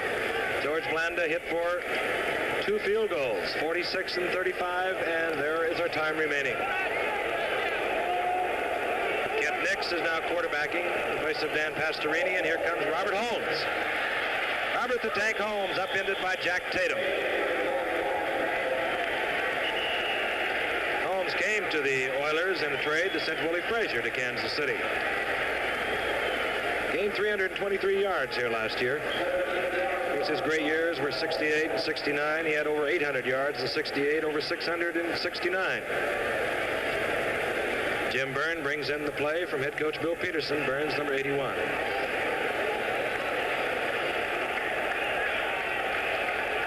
First and 10, Houston. They move now from their own 37. Watch out, Kent. Horace Jones nails Kent Nix.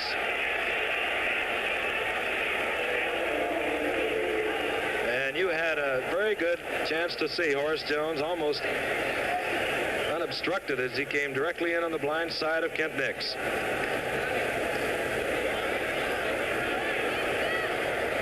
Yeah, Ken Burr has a dent in his shoulder pad on the left. Yeah, they tried him around his knees. He missed them there.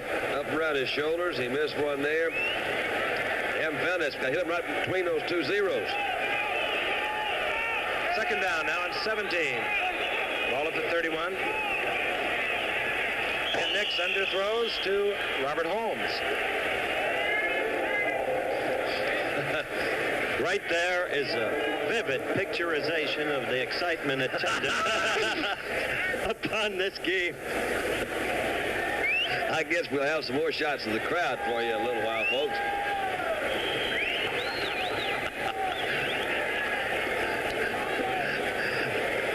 They're number one in the nation. All right, back here at halftime. Okay, Kent, let's get this thing going. Being a good Texas Christian boy. Third down and 17.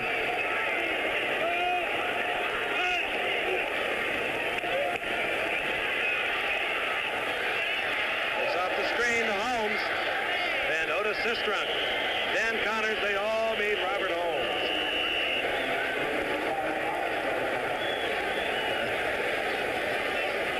Oh, boy.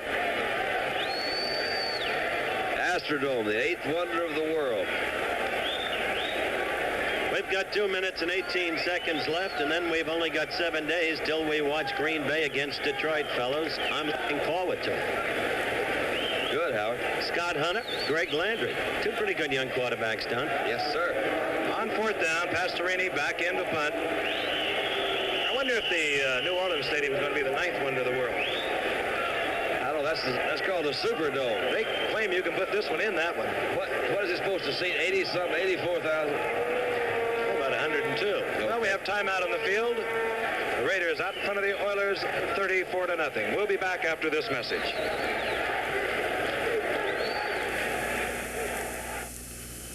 Minnesota snow country, site of a United States Auto Club snow tire test. Sears steel-belted radial snow tire challenges two of America's leading snow tires. Test conditions are rigid. Each set of tires is mounted on the same car and driven by the same professional driver. Each test is filmed individually. In a series of starting tests, one snow tire averages 8% better in starting traction. The Sears steel-belted radial snow tire. And in a series of stopping tests, the Sears snow tire averages 11% better in stopping traction. What makes this snow tire so different? Snow gripping radial design, two flexible steel belts, and a deep biting tread. For starting traction, for stopping traction, for all-around winter driving. Get the Sears steel-belted radial snow tire. Only at Sears. 2 minutes remain in the game. Dan Pastorini then to punt.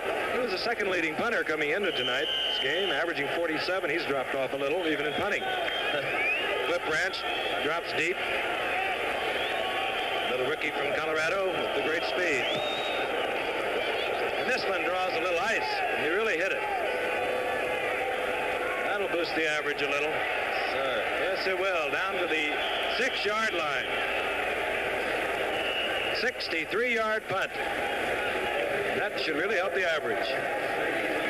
inside the 2-minute mark, we'd like to thank our statistician, Jerry Kepstein, our spotter, John Breen. Isn't that cute? There's our statistician right there. That's our average viewer at this point, and probably has been for some time past. I wouldn't linger too long, though. That kid could have been born in this stadium. I don't know. 1:30, the clock moving.